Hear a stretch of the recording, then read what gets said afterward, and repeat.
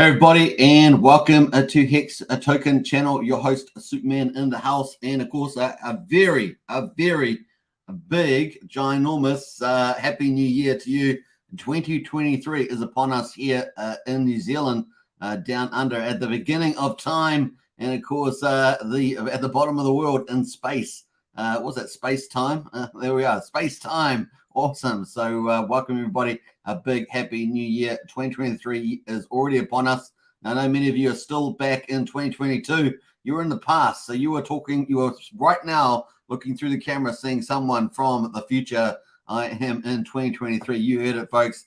It is currently 12:30 p.m. on the 1st of January, and it is a Sunday, and it is sunny outside. It is summer down under, and we're enjoying it. So very cool. Welcome, and of course, for the third time, Happy New Year. 2023 year is upon us, and it's going to catch up to you sooner or later. Let's have a quick look around the world on my little clocks here. We've got Los Angeles is still on the 31st of December 2022, and of course, what is currently 3:30 in the afternoon in Los Angeles. It's currently still about 6:30, I think it is, in New York on the East Coast, the West Coast, East Coast. Fortunately, London is also in the 31st of this. Was it New Year's Eve there? It is currently at 11:30 over in London. So they're almost in the future. They're almost in 2023. Very close. A big welcome, of course, to Tokyo. Tokyo is already in 2023, and it is currently 8:30 in the morning in Tokyo there. So a big welcome. Konnichiwa as it were. Konnichiwa. So welcome everybody. Woo-hoo-hoo-hoo, as we say, woo! 2023, that's pretty cool. Let's hope it's going to be an amazing year. Now, what have I got the title of the video? The year of Pulsechain. Let's hope that it very much is. I think it's extremely high probability, unless the bull market's in 2024 and Rich is going to wait for that. Apart from that, let's hope that it is definitely 2023. And of course, I have it schemed up at least in the first half of this year. So let's get excited about that. We're going to probably find out more about that in the Hex conference coming up online, possibly. That is a possibly. Maybe Richard will drop us some little alpha there. And of course, maybe we'll even get testnet v3 with the proof of stake version. We could have quite the start to the new year for the old Pulsechain Hex ecosystem. And of course, that may very drive in the bottom price for Hex in the bear cycle. We will see, and maybe it will give us some cushioning for any of the financial headwinds that are ahead for us in 2023. It's going to be pretty good. So make good decisions this year, set some New Year's resolutions, and make the most of it. And of course, I wish you all the very best to your family and friends, of course, in 2023 as you set to achieve some new milestones this year. So all the very best for us. We're all going to be on the same journey, of course. With Pulsechain and Hex and a lot of other cool projects that we talk about. It's going to be a lot of fun to see that play out in 2023. So a big welcome from Hex Token, hashtag Superman, your host. I hope you guys enjoy it. Now, let's see who's in the house. Got a couple of people in the chat there, I think. We've got Hex Hoddle in the house there. First like, well done, Hex Hoddle. And that was way early too, Hex Hoddle. Nice play there. Al says, let's hope you're right, Superman, because if Pulsechain doesn't launch, RH is 100 man, says L, and then he's got LOL, so a bit of humor there. Let's hope he's not 100 L. Let's hope we'd like peaceful resolutions here. Check my pulse says Happy New Year, Superman. Woohoo! The year of Pulsechain, love it. Yeah, that's right, the year of Pulsechain, folks. Get excited. I think it's going to be a good chance. 99% chance of that. Obviously, nothing's investment advice on this channel, as you know. YouTubers are just YouTubers. So there we are. Check my pulse says Happy New Year, fellow Hexkins. Happy New Year too. And you've got Al in the house there. 2023 is coding. 20 plus 23 equals 43, which means Pulsechain will launch on February the 14th, Valentine's Day. Woo! I like that, Al. I like that. Hey, Valentine's Day, it's also when the share rate's going to jump, right? We're expecting the share rate to jump something like 600 points at that time. So we'll talk about that later on in the live stream. Yep, we've also got the Hex Godwell that staked as well. So we've got that date in our calendar. We'll look at that. That could be a sign of the future. Let's find out. Let's find out. Al says, this is the day Richard Hart declares his love to us Hexkins. Woo! Nice one, Al. I like that. Hexforce One says, Happy New Year, everybody. Stay safe, but have a blast. Absolutely. Hexforce One. And, of course, many in the United States still partying on that's only probably just getting started. You're putting on your fancy outfits off to some sort of New Year's Eve party. Pretty crazy. New Year's Eve parties typically, are they the most craziest? I think they are. I know that Halloween can be pretty bad, crazy. I'm pretty sure that New Year's Eve is the biggest parties of all. Some crazy stuff happens on those. Christian Collins says, hello, familia. Let's get it. Absolutely, Christian. Just thinking of New Year's Eve parties, last night it was all quiet here, unusually quiet. Normally it's quite noisy before we even get to midnight. And then at midnight, so it was really quiet. And then at midnight, all the fireworks started going up all over the place. So it was pretty crazy. Obviously, there's a lot of people going on holidays, so some of the houses are empty. But man, there was quite a lot of fireworks. It was quite pretty. Unpredicted Hex says, pump it, definitely pump it. Brennan says, morning, Superman and Hexkins, bring on the new year. Absolutely bring on the new year. Nice to see you, Brennan, by the way. Blobfish King in the house there. Happy New Year, everybody. Let's hope 2023 is a much better year. It sounds like it's New Year's Day and someone's decided to put their lawnmower on. So I'll just have to fix that up. Just give me a second. Just going to fix that up.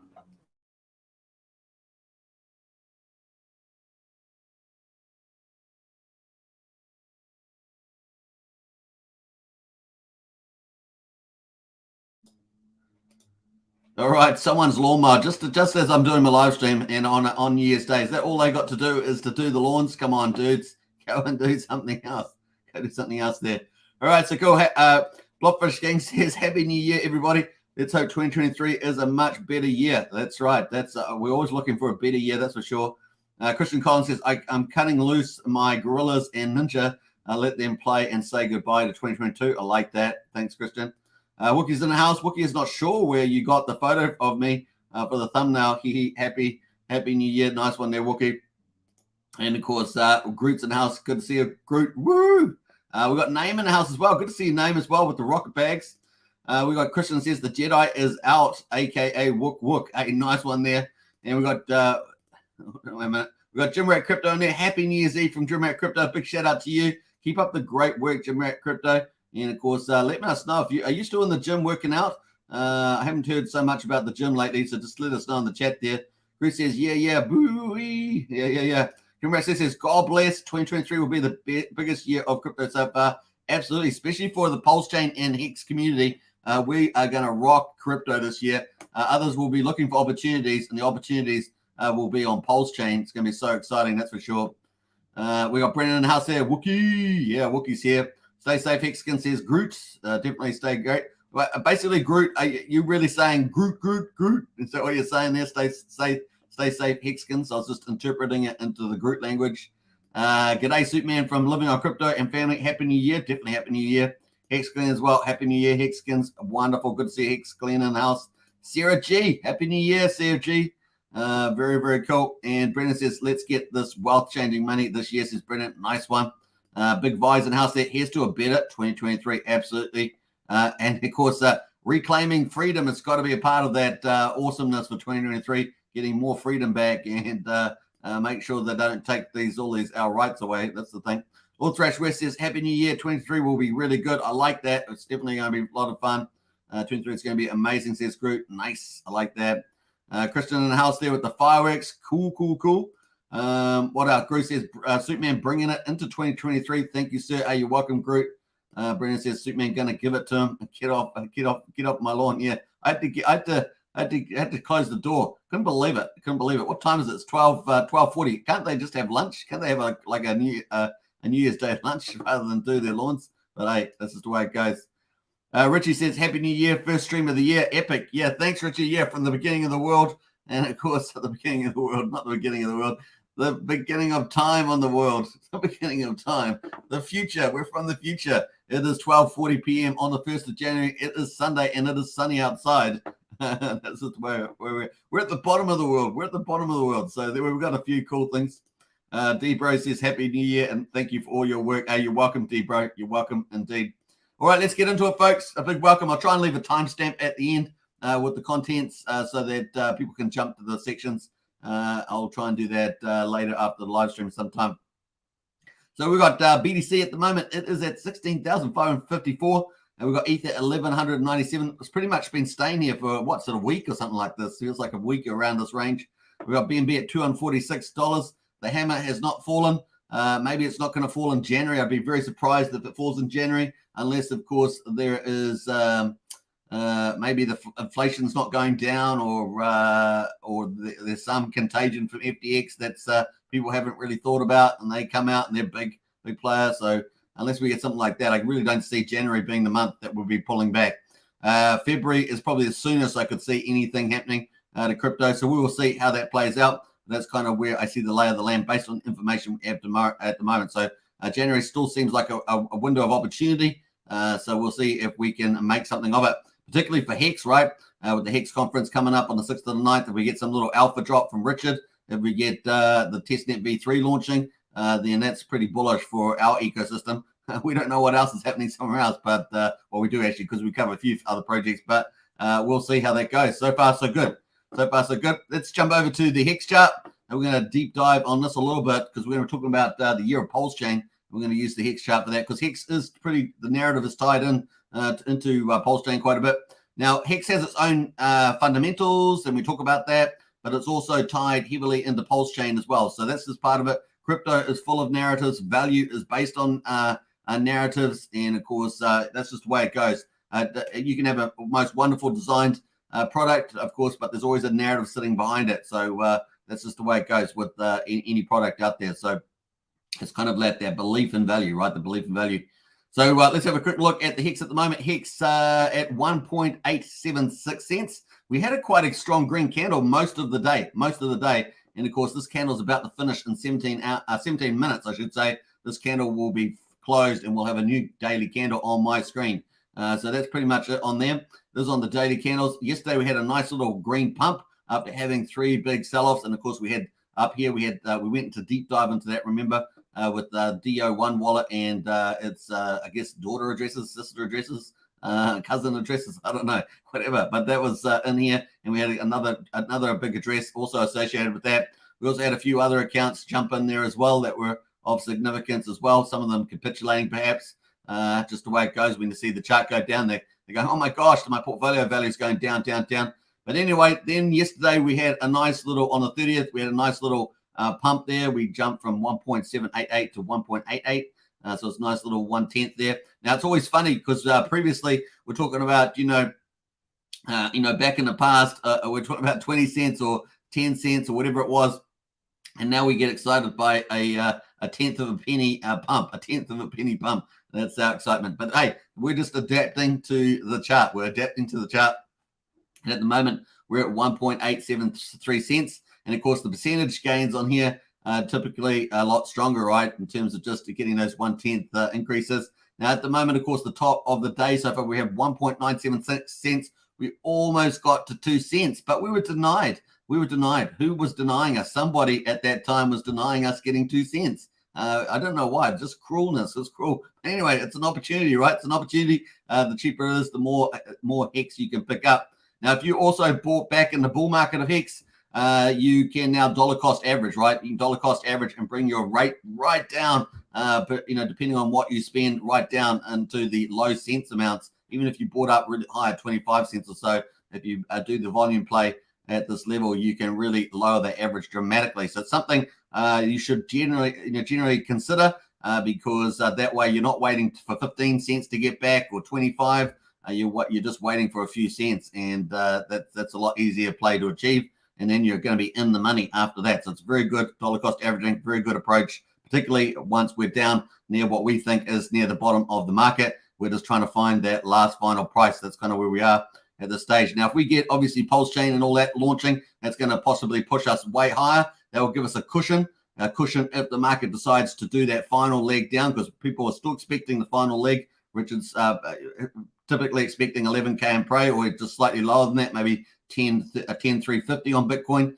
We've got Holloway there. I think it's Holloway or Soloway down at 9,000. We've got Il Capo Crypto, one of the trading analysts we follow, down at a 12K. So whatever in that range, 9 to 12. So people are still expecting that final leg down. But we'll probably need some sort of catalyst to get there. And then, of course, the shorters will drop into the market on those catalysts. or some big market manipulator will try and play the market somehow, and of course get us down there. That's how we're typically going to get there, right? So we'll see how that gets on with that one. And at the moment, 1.873 cents is the Hex price. Let's have a look at the buys at the moment. We've got 340 buys versus 178 sells. So we're still getting that strong retail buying in the house, but we've still got these larger accounts, and that's going to be around for a couple more years at least in terms of that those large holders. And of course, we're going to have different redistribution phases during the history of Hex chart here. And of course, at the moment, we're getting the lower price, so we get a lot of penalties, people earning, staking, panicking, all that sort of stuff going on. And of course, that means for the retail person, you get to get that price higher. So if you did buy really high, now you can pull that average down as well. So see, the opportunity in the chart does come back around for you as well with the lower price. So even if the portfolio value is down dramatically. Now, what months ago, people were in the chat there going, I want 1 cent, I want sub 1 cent, I'm going to put my limit orders in there, and blah, blah, blah. And I said, well, if you get, that's cool, but just remember your portfolio value is going to be down dramatically if we get down to that level. And this is where we are, pretty close there, not quite there yet, but pretty close at 1.8, 1.9 cents, just the way it goes. So there are opportunities at the bottom of the bear and the top. And of course, typically if you're down near the bottom of the bear, that's where you're going to make the most gains when we go back up the other side and we get a trend reversal. And we've got plenty of catalysts in our ecosystem for that, right, with the Pulsechain, as well as some of the fundamentals happening in Hex. Obviously, in the last year, we saw during the bear market, we saw some major second layer projects, protocols onto Hex, making it not just the Hex token contract, which is amazing, but a whole Hex ecosystem with Maximus, Icosa, and of course the Hedron, Maximus, Icosa, and Maximus there. Did I say Maximus, Icosa, and Hedron is what I meant to say. So we've got all that coming on. That was about 2 billion Hex off the market, reducing the public circulating supply. Very, very cool. Now, we've still got a long way to go with the public circulating supply, but we're getting there. We're getting there. We just ended year 4. Maybe by year 7, we'll have some significant reductions in that circulating supply. But that doesn't stop you holding back from a nice bull market within that. Despite the large circulating supply, look, we already had it. Large circulating supply, we still had a bull run. So the price cycles are going to do its own thing. Only a certain amount of the circulating supply is actually in the liquidity pool as well. And of course, we have particular market makers in the liquidity pool as well acting also. So that's kind of cool. All right. So there we are, 1.83 cents. Let's zoom out from here. I'm just going to have a look at the buy volume in the last 24 hours, 1.1 million versus 1 million sell. So that's kind of positive, 100K net there. Let's have a look at the last 6 hours. We see it's turned a little bit in the last 6 hours. So we've got 88,000 buy versus 114 sell. So that's where we've got the turn in this chart. So we've seen this chart just pull back. And of course, in the last hour, we've still got that sort of sell dominating the buys at the moment. Hence why we're down here with this red candle at 1873. So we're hoping for another second strong green candle. But we are heading into the Hex conference, and that's only a few days away. And of course, we do get some alpha drop there from Richard Hart. That would be pretty cool. So 8 days till at least day 9, I guess, is when he's going to be on there with his keynote speaking. And of course, maybe we'll get something there. Maybe we won't get anything, or maybe we'll get some sort of hybrid half-breed there where we get a little bit of a drop, but nothing of materiality. Maybe just something that's interesting, but there we're all going to find out in any case. Of course, we'd already be pretty excited. It would be the perfect place to announce a testnet V3 going to be launched, even if it's not launching that day. Even if it's a week ahead or something, that would still be pretty cool. Obviously, once you say something, it's good to deliver on it, right? Your actions should follow up your words. All right, so cool. You can lose friends that way, right? You can lose friends that way when you don't back up what you say with some action there. Anyways, that's the way it is. Let's get back. Let's screen. I'm going to get rid of some of these things. Let me just get rid of that. And we're going to zoom this in. Let's have a look here. We are at the beginning of the year. So we're going to have a little recap of Hex price here. We are in the Hex bear market. Really, we've only had one bull market in Hex, right? And we had something. We had lots of parabolic rises there. Let's get back in here. I'm just trying to get rid of the let me get rid of the RSI and pull this in here. So let me just auto log that too. So here was our top of our market around about the 18th and 19th, depending on who you're asking. And of course, we're going to go into go slightly below 2, about there. That's about right. 9th of September. We're going to 19th September, and we're going to go all the way down to our current day. And we are 468 days into the bear market. So a very long bear market. for Hex, and we're down about 96.4% at the moment. And of course, the all-time low was just the other day in the bear market, that is, and that was down around about 90. What have we got there? It says about 96.7%, somewhere in that ballpark. So that's approximate, of course, but that is kind of where we are have been. So now we've sort of come up a little bit here, and we're down around about 96.4%. So a pretty significant pullback. And of course, what that means is you can get lots of volume. And of course, we're looking to turn the outside. We just need a catalyst to turn us around and start getting that momentum. Now, I've got the blue line here, of course. This is our long-term resistance in the bear market. And of course, we want to break that. And of course, we get some pretty awesome news and get quite a few millions of dollars in there. We'd have to fud through here, maybe 6 million, 7 million. Haven't checked the numbers, but that's probably what would take us to get up to this number here, up to around about 7 cents. So if we had this period, let me just think about where we are here on this channel. So if we got up to around the 7th or 8th, let's do the 8th of January, that would be about 8.9 cents. So to power out, to break out of this resistance. Obviously, the further we go into the future, the easier it's going to be to break out that long-term resistance trend, and of course break us out into some sort of bull market. Now, typically you move sideways for a little while, so that's the other issue you might have. But I think we've got so many catalysts, we're unlikely to happen, and we may end up seeing some big major breakout here up to the upside if we get Pulsechain earlier, like in this time zone that we've got on the map here. We could see some massive outbreak here, and then of course up and away, not in a linear fashion or parabolic fashion perhaps, but in a staggered fashion as well. But you just never know in crypto. It's pretty easy. Millions of dollars start flooding through, and this thing could be really rocketing it through. So that's kind of where we are there on the long-term view, just opening up the first day of the year. And it's good to have a recap where we are.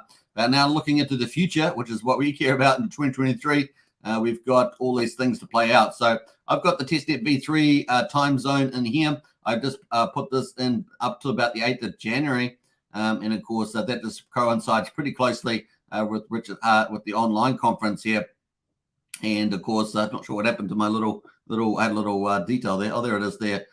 You can hide it. There it is there. So there's the conference that's on there. Pretty small on this time zone, so we might actually scale it up a little bit. And of course, you can see that between the 6th and the 9th. So that's pretty cool. Now, this V3 expectation came from KDP, from the Power City team. And of course, they had some of their teams. She mentioned in particular Pulsechain team, doing something around Pulsechain. And of course, they were talking to the Pulsechain development team. They were saying, hey, hold off a couple of weeks because we very much will have V3 launching there as well. Now, we'd also had an audio from Richard saying that he wasn't so keen on the timeline because obviously they probably promised them promised them timelines before. Obviously, we all know of the May 2022 incident, and of course, we like to leave that in the past. But that's maybe that's part of the issues there. But in any case, this timing looks like pretty good. If we did get, I've interpreted a couple of weeks in this timeline, and obviously we're marching through that at the moment. So we've still got about a week to go in there. And of course, that would be pretty close to the end of the Hex conference. Is kind of the perfect timing there. So I might just actually extend that to the 9th, which is when Richard Hart's going to be on. And we're looking forward to that. So that would be very bullish. This Hex chart might do some pretty stellar things if that does occur, with money flowing back into the Hex contract. And we'll be looking out for that. That's kind of the first earliest catalyst that's ahead of us. Now, the next one, of course, we had the Hex Godwile stake, and that was 45 days. That was kind of, does this mean something? Does this mean something? Kind of feels weird, doesn't it? Now, obviously, they had other liquid stuff around, so maybe they're just waiting for that, but that's kind of an interesting play there. We'll see whether this actually means anything, but it was pretty interesting. It's got the 13th of February, or at least the 14th of February, somewhere in that ballpark, so 13th, 14th of February there. We will see whether this means something here. And we'll just be monitoring that as it goes. It'll be pretty cool if it did mean something in retrospect. Let me know in the chat what you guys think about that. People are speculating it all over the place. There have been some Twitter polls out there as well. I didn't actually see the final results. I might go try and hunt those down. Anyway, so that's kind of where we are. So that leads us into the end of January. So the end of January here is where we are here. And that's when we're going to get into February. Now, the 1st of February, we got the Fed rate hike. We're expecting to get 25 basis points. I think that's still the majority view. And, of course, that would get us to 4.75% on the federal funds rate. So we've got things happening in our own ecosystem, and then on top of that, we've got what's happening in the market, our environment, which we operate in, and of course that's going to be the next rate rise. Now, if it's 50 basis points, another hefty 150, that might shock the market a little bit. And of course, by this time, we will probably have had December's inflation numbers, and of course, possibly, I'm not sure, I haven't got the calendar yet. I'm going to publish that video today, but we'll probably have possibly the January data maybe by this time. But in any case, we'll have December's data. And of course, then, of course, we're moving in further into the end of February. So that's about the end of February is about here. And then we're getting into March, right? We're getting into March. Now, obviously, in March, we've got a couple of events. We've got the Fed on the 15th of March. We've got the Fed's second meeting for the year. We could get another 25 basis points. That would take us up to 5% on the federal funds rate. And, of course, you remember we're slowing down, but the absolute rate is higher than it was before. And, of course, the retail rates are on top of that. And, of course, that means they got higher. Maybe house rates are around, 6.8, 7% in the US. Maybe that gets up to 8% or something like that. It's kind of at that sort of ballpark. So there are a few factors that move around. That may be the case there. Let me know in the chat there what you've seen in terms of retail rates, because obviously the higher rates, it topples over a few more marginal loans. We don't want to get a 2008, but it topples over more marginal loans, and also impacts capital. It also impacts the capital allocation for firms, and also the financial models for firms as well. And ratios as well that firms get valued on. So there's probably a bit more. This is probably a bit more relevant for the stock market and those evaluations of firms. But for crypto, we just want this to end. We want the terminal rate to end and finish off at 5%. Now they have obviously the SEP, the federal forecast has got 5.1% in it, and that means basically we potentially could move up to 5.25. That would possibly be in May. Unless they did a 50 basis points in here. And if they're going to do it, they're probably going to do it in February, right? They'll probably front load that just like they have recently.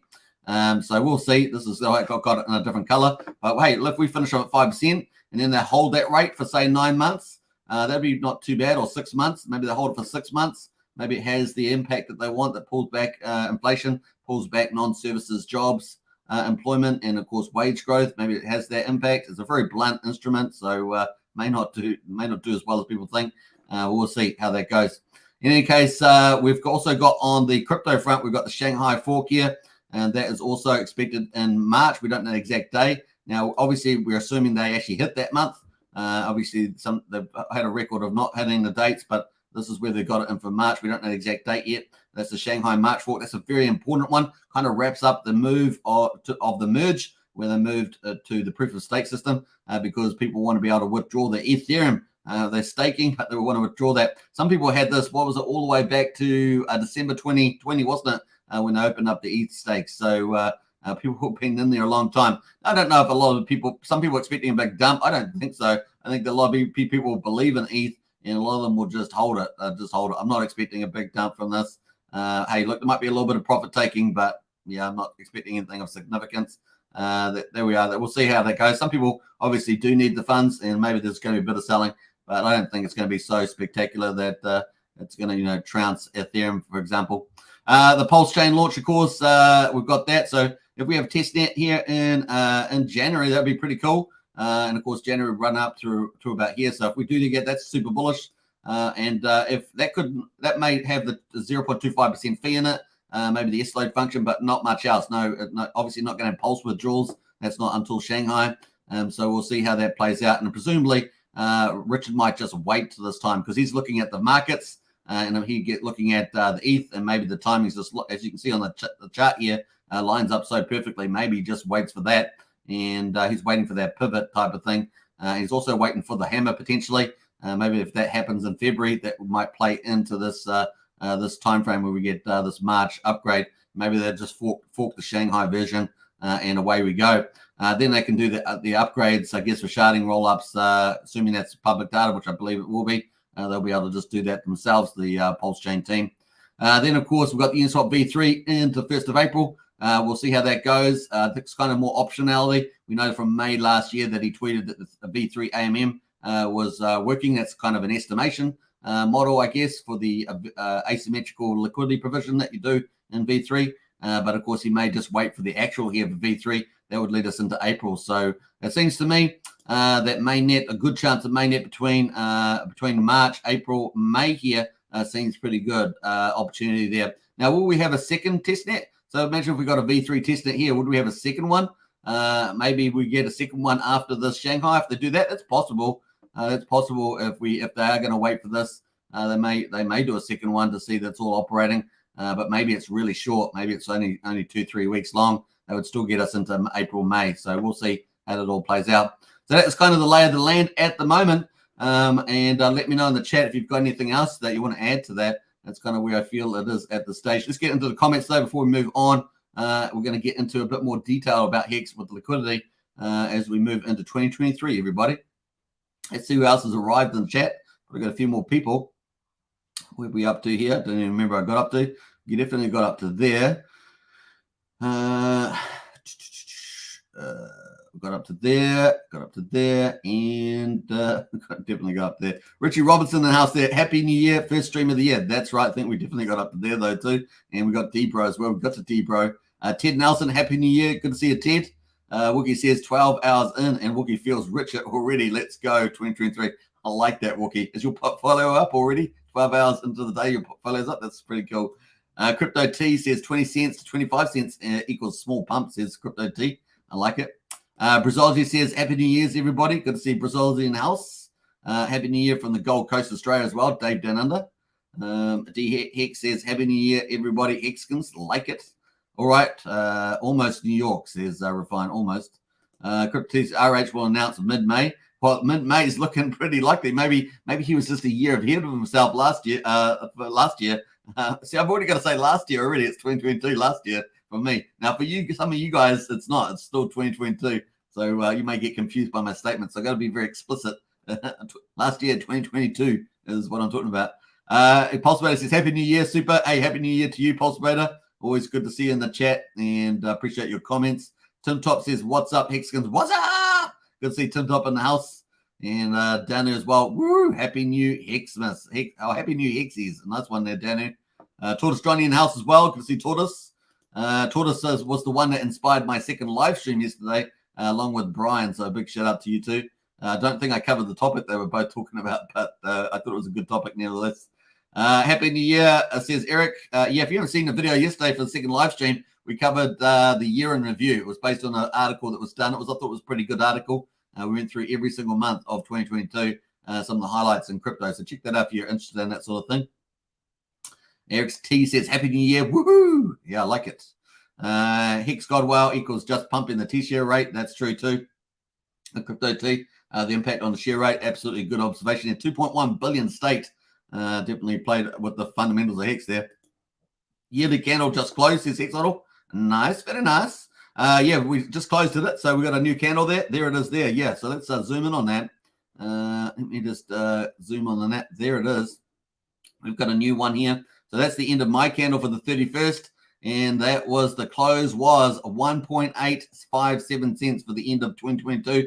And we've now got the next candle here opening up that same price. 1872 is the opening price on my chart here. So cool. Good. Thanks, Hex Huddle, for that. It's engulfing bear year candle on BTC, says Hex Huddle. Well, there is the, I guess, the closing prices for these as well, based on that. Tim Top says Hex Token yelling out his window at his neighbor. Yeah, not quite, but he apparently turned off the lawnmower very quickly. So maybe I should open up the window there again. Who knows? Tim Top says catching up on 2x. And Ben says Happy New Year from Crypto T. Tim Top says vote Superman president of Hexco HOA. Nice one there, Tim Top. Appreciate that. Sandy Beach in the house as well. Hey, so we've got royalty in the house. Nice to see Sandy Beach. You must be partying it up in New Year's Eve. Let's see what time it is again. It's probably around about 7 o'clock. So Sandy is getting ready. She's probably ready for the New Year's Eve party, dressed for fun. And of course, Sandy Beach says, HNY, everybody. I'll catch you guys tomorrow going to a party. I just said that. I said Sandy will be going to a party. I knew it. That's awesome there. All right, so post some pictures if you're okay with that, Sandy, and we'll see what crazy party stuff you get up to. Anyway, we're going to jump over from the Hex chart. We've just gone through the Pulsechain, the year of Pulsechain, 2023. And of course, let's have a quick look at the liquidity for Hex top pair here. And of course, you can see TVL there, 4.19 million. This is the buy side, and this is the sell side. So let's have a look here. There's offers and bids. And of course, you can see the red line in the middle. That is the Hex price at 1.88 cents. And of course, on here, we've got the I don't think I have to refresh this. I think it should be all right. We've got the buyers in here, so not a lot of buy candle, but we've got all these sellers in here, and of course we'll have also limit orders off market, I guess, as well on top of that. So like metrics and things, the way that probably set up. So here we are. Here at the moment, we've got all the sell supply. This is all the way between the range of 2.12 cents all the way to 2.74. So we'd have to buy through that. Presumably, this can all move around, right? So people can add, move liquidity around. It does cost them a little bit, but they can do it. And of course, this is where we are. So getting past 1.88, we can get quite easily, I guess, if we eat through all this volume, we could get through to 2.11 cents, and then it jumps up here at 2.12 cents. We've got to eat through there. We get through the back end of this one, and then we get to 2.74 cents, and then we got a bit less volume in the road in terms of pumping. Then we've got this here big jump up here to 3.2 cents. We've got a bit of volume in here all the way up to 3.68 cents, and then we've got a bit of a gap here down all the way up to about 4 cents. We've got someone here looking to try and get some little profiteering in here, and of course they pump up their volume in here, and of course they got all the way from 4.2 to 4.27, and then we are free to go all the way up to the back here. And the back here, of course, it gets up to 5.43 cents. So yes, folks, if you've got plenty of money, I can't remember how much money, but maybe $5 million or $6 million or something like that. I think that's how much is in here on the supply side. But if you actually could eat all that up, you'll get out to the back end here at 5.4, and then of course the price can absolutely accelerate massively before the liquidity provider's got any chance to. You'll only be getting a bit of volume though, but that's the way it goes. We'll see how we get on there. So that is kind of the opening liquidity for 2023 in the top number one pair for USDC there, and of course that's a 0.3% pull on liquidity. So that's kind of cool opening there. Let's jump over to the Hex Whalebot. This is the last 24 hours. 17 hours ago, we had 30 million Hex, staked 151 days, got 1,300 T-shares. The share rate is going up and to the right. Stay tuned for later on because we're going to be looking at the share rates. If you're looking at staking, you really want to watch what's coming up because we're going to look at the expected staking rate, share rate, and that's going to go up incrementally at times in the future. Remember, we're still kind of still at the bottom of the parabolic rise on the share rate. It's going to really rocket up. But also does the Hex payout per T-share. So just take that into account too. So anyway, that's where we are at the moment. 1,300 T-shares there. See what we've probably got a couple of comments on there, like a boss. And so yeah, this one. I hope they dump all of that yield on our heads. Says Flawless.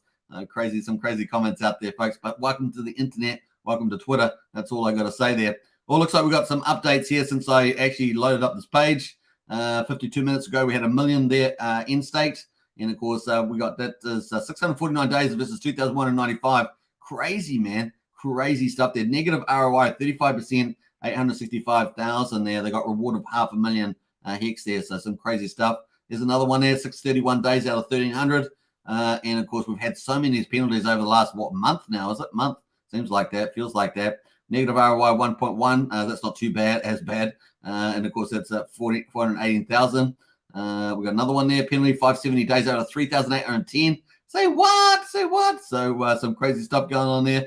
And of course, remember, you never get that T-share rate back again. That T-share, these are probably, that's 570 days old. So, I mean, it's not completely OG, but it's pretty getting on there with the 570.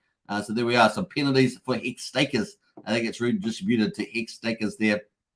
So pretty cool. That is pretty much our Hex coverage. I hope that was decent enough. And of course, we also covered Pulsechain expectations, the year of Pulsechain coming up. And man, this market will go crazy. You know how the market at the moment, how the price is down here. The FOMO around Pulsechain, we get Pulsechain testnet 3 proof of stake, I think is just such a huge catalyst for FOMO that we could really probably have a good chance of locking in the chart. Now, obviously, that's not certainty, but I just playing probability here. I think that would be pretty exciting as well. And of course, imagine if Richard front runs, we do get it in the earlier side, maybe May, April, June, somewhere in there. That's super bullish, and that's not too far away now that we're in 2023.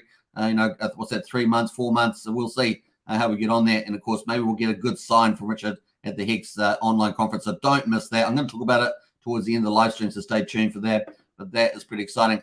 Now, Hex is not just on Ethereum. Hex is also on Ethereum Power. It is a retail play, but it's on there. I think Hex Hodl plays on there, a few others, so maybe Brenton as well. So it is an interesting play. Obviously, once the market turns, maybe the early play might pay off big time. We'll see. At the moment, Hex is number 11. The volume has really fallen dramatically on ETH Power. It used to be up in $3-4 million, sort of at the top end. It's now at $99,000 at 44 volume. 24-hour volume. It's $99,000. But Hex is sitting here at number 11, and its price is 0001867. 0001867. Remember, the all-time high was a 224, so 4/10 of a penny was the all-time high. So it's now got 3 zeros instead of 2 zeros at 1867. The volume activity pretty low though, $100. $100, so nothing to talk about this Christmas time, New Year's time. Probably not much to talk about there. So that's just the way it goes. The other pair's got $400 in it. So there's another pair down here for Hex. That's also got $400. So it's about $500 in volume, those two top pairs. So that's pretty much it. What else have we got there? There's about 13K liquidity in this one, and there's about 11K in this one. So that's about 25K in liquidity across those two top pools for Hex. And of course, the price is pretty up slightly, 2.3 cents there. 1% on that pool. So pretty much around just a slight move there. A really small retail DGM play. No, the big players aren't in there at all because obviously they'd pump the price one way or the other. That'd be pretty risky for them. All right, so that is ETH Power. Let's have a look at ETH Fair for the beginning of 2023. Why not? This is 6,900 volume on this whole chain. Oh my goodness. These things can change around in the future. They can. And of course, it may not ever be the most valuable chain, but they can certainly lift their volumes during a bull market, better times. Maybe that's a year from now. I don't know. We'll see. But anyway, Hex is dominating on here for what it's worth. And of course, let's look at ETH there. So $200 on this pair. Just looking at this one here. The other pair's got $25. So let's say $200, very small. We're just covering this because it's the opening of the year. So if you're wondering why we're covering it, because it's the opening of the year. And people are still getting the Hex stakes. They've got the Hex stakes and still earning Hex. So you never know. This thing might turn around in the future. And maybe it's not so funny at that time. That's just the way it goes. It's got 4,400 in liquidity in that one, and about $1,300 in that one. So what's that, about $5,000-6,000 in liquidity? It is down about 8% though on the 24 hours there at the moment. The price at the moment of Hex is at 4 zeros. So it was 3 zeros 18, I think it was on ETH Power. It's 406115 here on ETH Power. ETH Fair, I should say. Now, the high price for ETH Fair, if I remember right, it was 0.002, so 2/10 of a penny. I think that was the very all-time high there. I think so. I think that's when Hex Hodl sold at the top. Hex Hodl sold top. Just jokes. I don't know what Hex Hodl sold, but that's kind of where ETH Fair is there. Right, so those are the opening values for 2023. This is the first day of the new year. Woohoo! From the future, and some of you are still in 2022. Maybe for me, it's a bit like going back in time as a time traveler, talking to some of you that are over there in 2022, but hey, that's how we roll. We have the technology and Pulsechain that is coming. The other thing I was going to cover quickly was the Maxi charts, just as the beginning of the year. So we're doing a really full coverage today since it's the beginning of the year. You can use this as a kind of like archive of the prices at the time. We got Maxi Hex at 2.499 cents. Let's have a look at the premium. So look at the premium here. I'm not going to zoom in on the charts. We've got a 32% premium. That is the premium at the beginning of the year, pretty much. We did have a bit of a sell-off in the premium, so in the last days. So we're at 132, so 32% premium on Maxi. And of course, that was up well over, was it 260, 2.6%? Oh, was it? 160% premium at some stage. It's now only 32. Still got a premium, but still only. The thing is, the actual treasury value is getting bigger and bigger and bigger inside the Maxi stake. Remember, it is approximately number 30th biggest stake in Hex. so it's non-trivial. It will be one of the top 5 powerhouses out in 15 years' time. 14, it's probably slightly less than that, slightly less than 15 years now. That will be one of the powerhouses accounts out there in the future, along with the Hex Godwell. Maximus and Hex Godwell look like they will be dominating the Hex contract at the time outside of the Origin account, I guess. It's going to be pretty crazy. It's probably less than 15 years now because they did it quite a few months ago, right? So it's going to be pretty cool to see that. The Decimus as well, obviously, excuse me, another powerhouse, going to be pretty epic too. So let me have a little drink here. So 1.8 cents here on Decimus. This is the 10-year perpetual. Let's have a look at the premium versus Hex. It's pretty much flat, 1-to-1. It's almost 1-to-1, just slightly above 1-to-1. Not much to see there, but that premium may very well change in the coming year. Maybe a good speculative play. Let me know in the chat there what you think of that, of Deathy. That could be an opportunity. Let's go to Trio. Trio is the 3-year stake pool. I've got this slightly out of order. I should have the lucky one here. The Trio there, that's a 1.943 cents. That seems to be a bit of a premium. So it's a 1.02 premium. So the 3 years actually got a premium of it, 1.0. So 2.5% premium over pretty much over the Hex contract. Let's have a look at Lucky, which is the 7-year one. I should have had this in that order. It's at 1.8 cents. So this is a discount. The 7-year one is a discount to Hex at the moment. It says 0.94, so it's about 3.5% discount for some reason. So I had some big volume in there, so maybe that's just a special event on that chart. Let me know in the chat your thoughts on the Maximus perpetuals. And what's this one? Is the base? This is the 1 year. The 1 year, 1.918 cents. So look at this, 1.01, so 1.4% premium on the year there. So the 7-year one sitting out on its own, and the Decimus one, they're almost 1-to-1. So the shorter term ones, the 1 year, the 3 year at a premium, and the 7 years at a discount, and the Decis seems to be even with Hex at the moment. So some interesting stuff. The forward-looking view is being priced at a premium. So interesting there. We got the team as well. Obviously, it's getting closer through the time zone too. For perpetual, the base one's going to, every 12 months. So there is a capture of value in the shorter term. The team token there is sitting at 2.23 cents. It says, I'm just going to double check this one. That's what it says there anyway. And the Poly one there has got 609,450 there. Poly USDC 609,450. So that's kind of where those are. And a bit of a sell-off in the team token, if this is the right one. I've got to double check this one, but I think that is the right one. So yeah, that's the way it goes. That is Maximus for the beginning of the year. We're going to get into Hedron next. But before we do that, let's catch up on the chat because I don't want to get too far ahead. As you guys know, don't like getting too far ahead. What did we get up to? We got up to Crypto T. Zen, 5.5% supply burn, not too bad. Yeah, we're going to get up to Zen in a short while there, Crypto T. Dave Lee says, a swing by to wish you legends Happy New Year. Hey, Happy New Year to you, David Lee. Happy New Year indeed from the future. DCR, Happy New Year to you as well. Good to see you. It's great to see so many faces in the chat there, as it were. Faces online. And a PSI says, do you feel like the Zen narrative changed a bit? I feel like the hyperinflation was initially pitched as a feature, but now they're doing everything they can to deflate token. I will talk about that in full PSI. We're going to come up to Zen in a short while. It only just launched yesterday, was it? Yeah. So we're going to be talking about that. I did do a coverage video of that yesterday with the NFTs and now reflection token, maybe. Yeah. You guys are kind of front running the conversation. We're still talking about the X ecosystem, but we will get up to your stuff. I might just jump through that and come back to it. Dirty Paws says, Happy New Year, gang. Hey, Dirty Paws. Paws, good to see you. Did I say Dirty Paws? Dirty Paws. Good to see you, Dirty Paws. Happy New Year, gang, as well. Aquaman says, fasten your seatbelts. It's going to be a bumpy ride. 2023 Pulsechain, let's go. Hey, look, the market might be bumpy, but Pulsechain is going to be our savings grace. So I imagine it's going to flourish pretty well. All right, here we are on Hedron. Now, I think this is Randy Alaski's in this one in particular. And, of course, this one here is 5 zeros, 1,060. Just sort of humming around here the last 4 days. At the moment, we've got the RSI well sold off here. So oversold territory for the RSI. We do have the DMI as well on this particular chart. The sellers dominating the buyers, but we are getting a bit of a closing.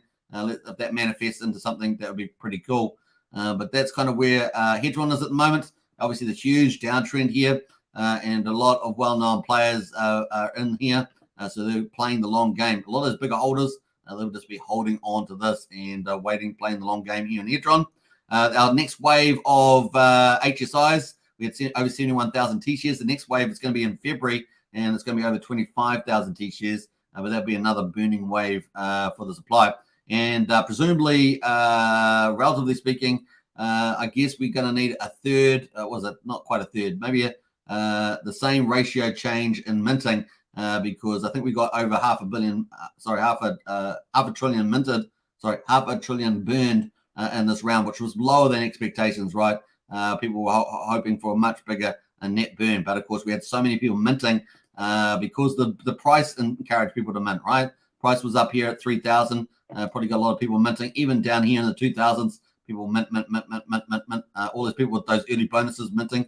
That probably will decline at some stage. So how does that decline in relation to the T-share numbers? I'm not sure if Crypto Sloth or somebody else has done any thinking about those sort of numbers, or Dev Huey or something like that. But that's a pretty interesting question. The mint versus the burn. That's what people were particularly looking at in terms of increasing that scarcity supply. Obviously, there's a lot staking, so that's off the market. That's cool. But you also want the burn to play out, right? So these are the mechanisms to get scarcity in the game and get that value up in the price. So that's what we're looking at there. Anyway, 39 buys over 19 sells at the moment. And of course, the buy volume 76,000 versus 78 over the last 24 hours.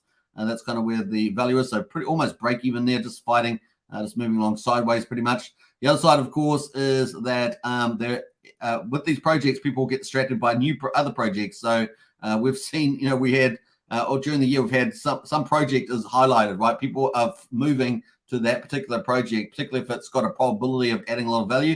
So when people attention moves, their trading attention moves to other tokens. Obviously, yesterday it was all about Zen. The day before that, a couple of days before that was about Pulse, Bitcoin, and asset tokens. So people's sort of attention moving along these premier projects. At the moment, of course, don't think we have anything particular on. They're all sort of playing at the moment.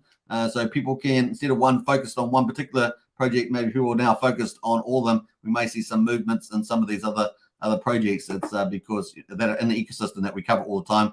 Because there's no one in particular that's particular standout now until the next one comes along, right? So we'll see how that plays.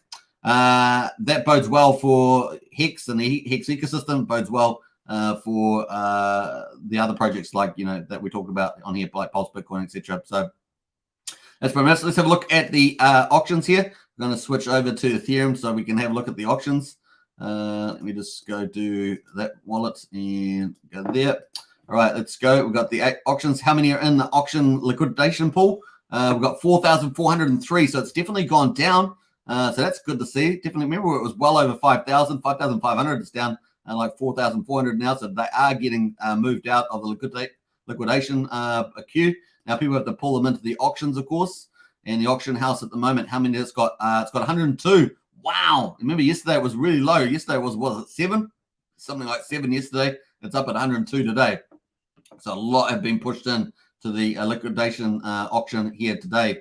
So there's something there for everybody. Check them out if you are into that. Obviously, Hedron's a lot cheaper. So from a US dollar point of view, you're getting into these quite nicely. And of course, if you can get a good discount with the T-shares versus the Hex contract, it's a win-win, right? So that's pretty cool. And we know that people are chasing these down. Some people in particular specialized in hunting the value into these T-shares. So that's kind of cool. But anybody can do it. Here's 37 T-shirts that just got 2.5 billion Hedron for that one. Let's have a look through something. There's heaps of ones here. I'm just going to pick out the really big ones just for that's probably a bit more interesting. But there is something here for everybody in the retail book to go and bid on. 37 T-shirts here up for grabs. 4 hours to close. I've got 2.6 billion on that at the moment. Heaps of ones around 30-40K there, or 3 T-shares or so. Let's jump through some of these. Scrolling through. There's 100 up, 107 up at the moment. So there's a lot of them.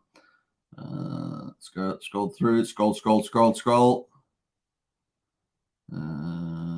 Yeah, that's the first page. So yeah, there's a couple 300,000. There's only one left, I think. So out of those, there's quite a few in the 20 to 30, 40,000 marks. Heaps of them. Might be quite good for retail bidding. This one here is 70,000. Got almost 9 T-shares in it. That is 21 hours to go. 48 million Hedron on that one. So it's kind of cool. Particularly if you're minting for free, right? If you're minting, and this is the other side of it. Not only people minting to sell, but people minting to bid on these HSI T-shares. And of course, they got it for free. and particularly if they had a launch bonus, and then of course that gets burned. So that's kind of cool. So a lot of people don't care about the minting that gets burned. This helps payday for people that are staking Hedron, ICOSA, and of course WhatsApp NFTs. So that's kind of cool. That is the ICOSA DApp, and of course I'm sure I'm the one that covers this the most, right? I cover this the most. All right, so cool. Let's get into Dev Huey. Come on, Alex McFurter. give him some street cred. No. All right, so we got 2 hours ago. We got 4 WhatsApp NFTs burned in the last 24 hours. 4 WhatsApp NFTs burned in the last 24 hours, and 9,600 M points. So that is the last 24 hours there for WhatsApp. That's not too bad today, actually. Remember, it's just over 1% been burned. It's not a lot. Last man standing, and of course, everybody is standing. It's like the whole crowd is still standing. We should call it the last crowd standing, because it's not really the last man, because everybody's still there. 99% of the people are still there. They won't let go of these WhatsApp NFTs. This is not the way it's designed. You're supposed to burn it, and some of you are supposed to make losses. I don't know. No, I'm just kidding.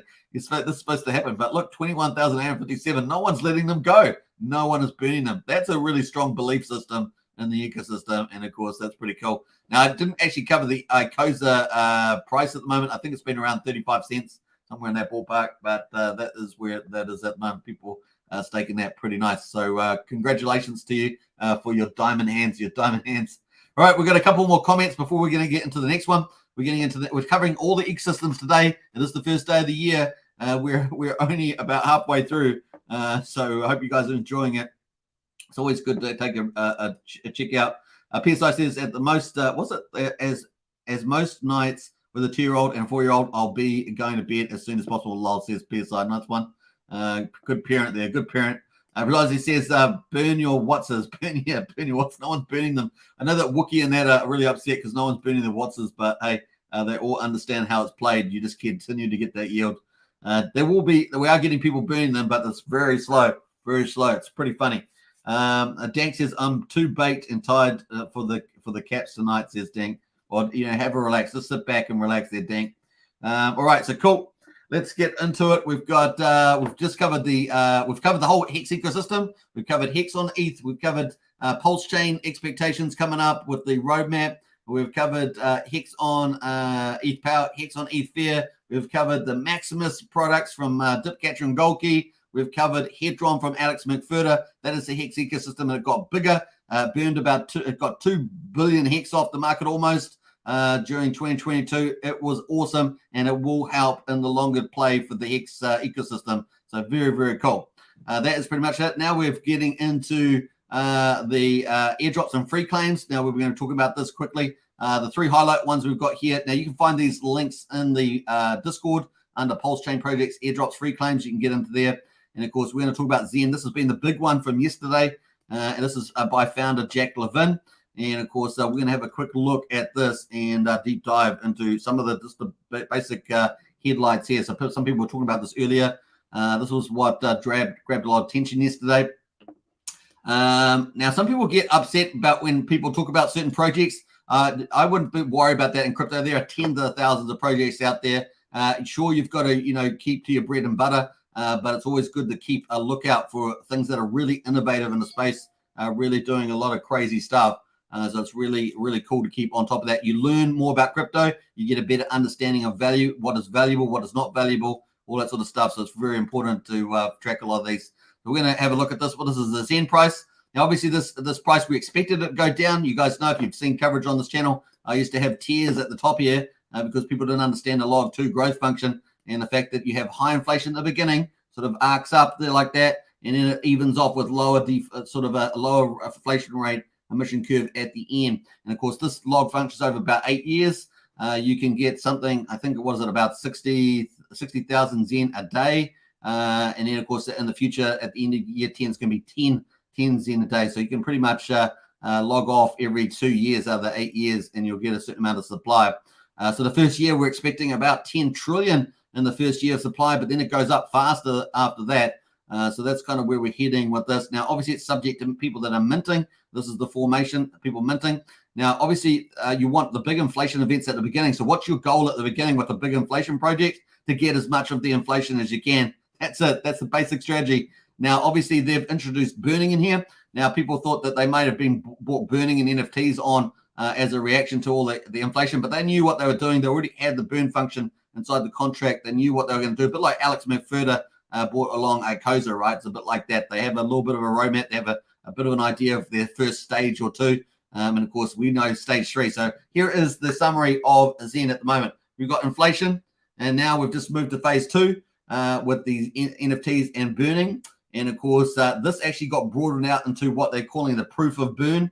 So we're going to see all the projects built on top of Zen, plus the official team under Jack Levin, do more projects that are going to do burning in it. So it's going to bring burning to the inflation. Phase 3, of course, is also going to bring in staking. So that's the other way. You burn and you stake. So we see that in Hedron, right? Burning and staking. So that's the third phase. And then, of course, we've also got, so they've already got staking in the inflation contract, but then we're staking for the NFT side of it. And then, of course, stage 4 is going to have lending and potentially leverage play and other products. So there'll be other stuff coming around. They've already hinted that there's about 25 teams and growing that want to build on top of the Hex ecosystem, the Zen ecosystem. Now, remember, Hex is kind of a play at a store of value. Zen is a play at a medium exchange. So they really, after hitting this 100 million target of adoption, and of course, they want more people using it as a medium exchange. So that's kind of where they're going. So they're also trying to make it more scarce as well by growing the numbers. So there's kind of all this play going on at the moment. That's kind of where we are. So we knew that this function was going to go down with the price. That's pretty much it. But of course, we got pump backs here when they announced the second phase here, that Zen and the deflation. Now, no one knew how popular, how big that was going to be straight out of the gate. But I think it's pretty much hit my expectations. Now, we know that with the Zen amounts, let's get into the NFTs. So we got the NFTs here. This is on Zen Turbo dashboard. And of course, we had all these NFTs on here. There's now 2010 NFTs now. And of course, there's 3 categories. There's Apex, there's Limited, and I think the third one is a Common. I think it's Common. And of course, those are the ones that people Collector is the third category, Collector. And within those, they have different classes. So there's 5 classes in the Apex. Those are the big burn. 15.5 trillion could potentially be burned. And of course, some people had big plans for that because there's only about 2.5 trillion on the market. 15.5 trillion burn, fundamental. But the problem is you didn't know what the market demand was going to be. And that's what I've been saying the last couple of days. I said it's subject to demand, right? We don't know what the demand's going to be. Now, I had an expectation of about 5-10%. That's pretty much what it fell in. Jack Levin had hopium expectations of 30%. He said he would be disappointed at 20%. But that's over a period of time. I don't know if he thought that was going to happen straight out of the gate, but maybe over the first week or something. I'm not sure what his time frame was for that. But maybe it's over the whole life of it. Who knows? But that's kind of where it's going to be. Now, it's come in pretty much just in that 5 to 10% range. So we're going to talk about that in a second. But it's 210. Now, this is what I think could probably happen with this project is that it will slowly, instead of having this big burn at the beginning, 30% of the supply, that we will actually have it grind up over time. So typically you might have a big excitement out of the front gate, and then it will wane down over time. I think we might have a big excitement, a sort of a modest excitement at the beginning, a bit of shakiness, and then a slow increase as well. And that will be as a function of price as well. So if price stays relatively low, the increasing chance that those NFTs will be taken up because it's easier to afford, and therefore the supply will go, because you're also getting the rarity of those NFTs plus the minting that you have from the underlying contract that's in those NFTs. That's kind of the play. That's what I expect to happen. So far, that's kind of the play there. So there's lots of cool NFTs. You can see they're pretty neat. This Zen Turbo site's fantastic. I wish we had something like this for Hex, because we have lots of great sites in Hex, but this is like a one-stop shop, very animated as well. I love it. It's pretty cool. You don't have to do any thinking. You can just read this, and get a good idea of what's going on. So that's some of the cool stuff in there. But anyway, let's get to the dashboard because it's going to give us the Zen overview. And of course, here, let's have a look at the total supply. So the total supply has been 2,761,000,000. It's still the beginning, right? We know there's going to be about 545 trillion after 8 years, approximately. And of course, that was subject to how many people mint, of course. That's the numbers there at the moment. So still a small fraction.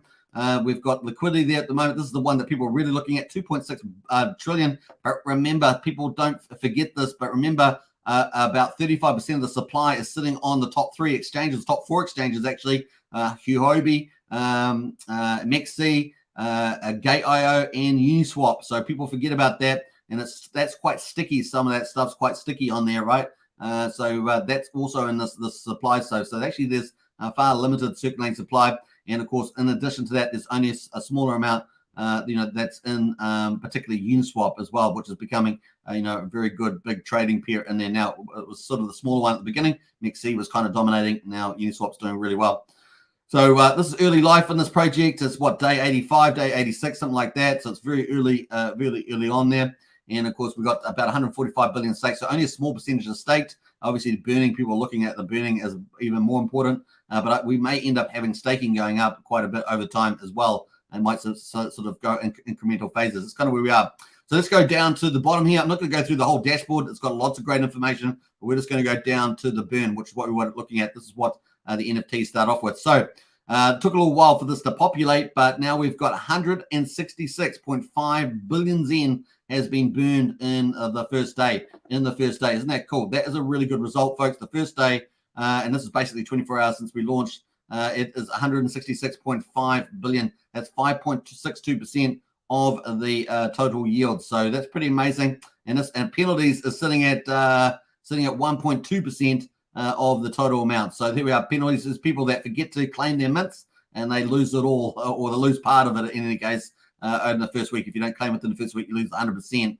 Sort of crazy. But here is the burn. This is something that people will watch over time. And of course, we will see whether we got that little good start, where we get 166.5 billion in the first day, and then it sort of ziggles around a while, and then it slowly increases. And that the function of price will probably have a big role in that over time. And I have a feeling it's going to probably gain momentum. Why do I have that feeling?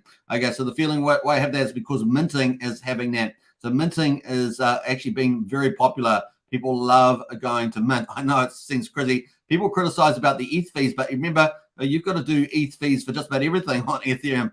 You got to end stake and start a stake and end stake for Hex. You got to do that for any project out there. What you're doing. So people kind of think, well, it's a no-brainer. So you pay the cost, even though it's technically free mint there.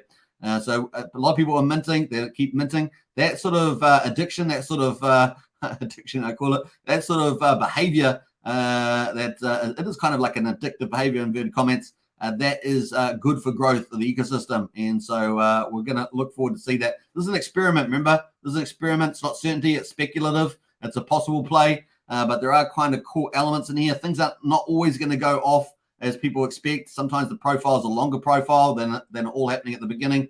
This is not Bored Ape NFTs, as I say, where you're going to get suddenly $2,500 just paying for your gas fees every moment, and that lasts for hours and hours and hours. It's not quite like that.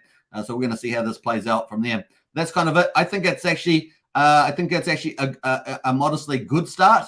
Is it outstanding? No, it's not outstanding start, but it's a modestly good start. And I think that it might take people by surprise, just like the minting is being successful. That might take people by surprise. If the minting stays successful, then we're using the traditional DApp, then I think the NFTs will be more valuable and taken up over time. So that's why I'm saying watch those numbers. Because that might be your first clue when they start happening. So it's going to be interesting to see that play, especially if the Zen price is down quite low. Then people are going to eat up those 10,000 NFTs, right? At 15.5 trillion. And it may not happen on day one, but it may happen increasingly over the next 364 days ahead of us in the first year. So it's going to be fun to see that play up. So that's kind of my thoughts on there. Let's go back to some of the comments that we had around that from a few people. We had a few people in there. Crypto T says Zen 5.5% supply burn, not bad. Yeah, I agree with you on that. I think that's a decent start. Is it outstanding? No. It's not 20%, it's not 30%, but I didn't expect that. I thought that was very unlikely. There's very few NFT projects that kind of that have that massive demand. And like I said, you're talking about the kind of Bored Ape type of projects to get that sort of exhilaration. And of course, they've only got a fraction of the NFT market coming into this. Whereas those ones tend to attract pretty much 90% of the NFT market, and that's a lot of people around the world, right? There's a lot of people. I didn't quite expect that. It's certainly getting virality, which is one of the key features of a Medium Exchange project. And of course, they're doing the cross-chain stuff. That's all going to play in well. So I actually think, it's a possible play, but it's a high-quality possible play. That's kind of how I see the Zen project at the moment. David Lee says, we've got up to PSI. He says, do you feel that the Zen narrative changed a bit? Of course, it's changed a bit, but I think that it's going to change also in a surprise. That is that because the minting's still going in FOMO, that the NFTs will pick up later on. That's kind of where I'm heading with this. So yeah, I feel like the hyperinflation was initially pitched as a feature, but now they're doing everything they can to deflate the token. So yeah, I think that was in their play to do the deflation. They already had the burn in the contract. So I don't see anything there. He did it quite fast as well, day 85. He also gave a clue in his strategy from my point of view. And then he said, people asked him, what are you doing in terms of your strategy? He says, I'm minting out long. And I thought, oh, well, that's what you always do, right? You want to get the most inflation. And then, of course, you want to get as many deflation policies and projects in there, product launches in there as well. So they're not just launching at the NFTs. They're looking at staking NFTs. They're looking at a secondary token now, which is also going to be like a reflection token, but they're going to take some of the burn and offer that as the incentive. So it's very clever like that. And that will work in well into the project and be sustainable. So they've got that. Plus, they've got another 25 teams that have been interested, and they're all going to try and get this proof of burn scenario with their tokenomics. So we could end up with quite a flourishing system over time. Now, it's still possible play, still speculative, but that all adds up to reducing numbers and squeezing that supply. So, and while they're growing the numbers of people, so that's what we're looking at there. Nothing certain, but certainly I'm excited about where I think they might be able to head. Not just today, but over the next particularly 12 to 14 months, kind of my view there. With the NFTs and our reflection token, maybe, yeah. I agree with you on that one, PSI. Who else is in the house there? We've got a couple more people. I think was that all I was going to say about this. I can't remember. Jack did post some tweets from his Twitter. Let me see where he got up to here. Yeah, here is the new reflection token described. So that's coming up as well. That'll be soon and later. You're going to see rapid innovation coming from Jack. He is not just the founder, but he's the dev team. There's 3 in the dev team, but they're going to have lots of other projects of contacting them. We want to build on the ecosystem, use the Zen as a medium of exchange, and of course adopt the proof of burn approach there to the first principles launch. So we'll see how that goes. Now, obviously, the dashboard that's the one I talked about. Very, very cool dashboard. I would love to see one of our devs do something like that in the Hex Pulsechain ecosystem. I think that'd be really cool. I think of teams that do stuff like that. Maybe the Pulse Leads guys could do something like that. Don't see why not. That'd be pretty cool. The Free Pulse guys, I meant those guys. Because NFTs lead the Ethereum burn the last 24 hours. So definitely Zen Torrent was at the top of the burn there on Ethereum. And of course, that is like free marketing, right? Being on there, because all the crypto buffs always looking at the gas burn. It's kind of free marketing there. Teasers X Unicorns new reflection token capped at 100 million. This is kind of new news as well. More details in the year, and of course, and all the Apex Zen NFTs too. So that's going to be pretty interesting. I will probably get another round of burning with that. Not only burning for the NFTs, but burning for the reflection token and people earning that as well. And I actually think the design makes sense the way he's going to do it. So that's kind of cool.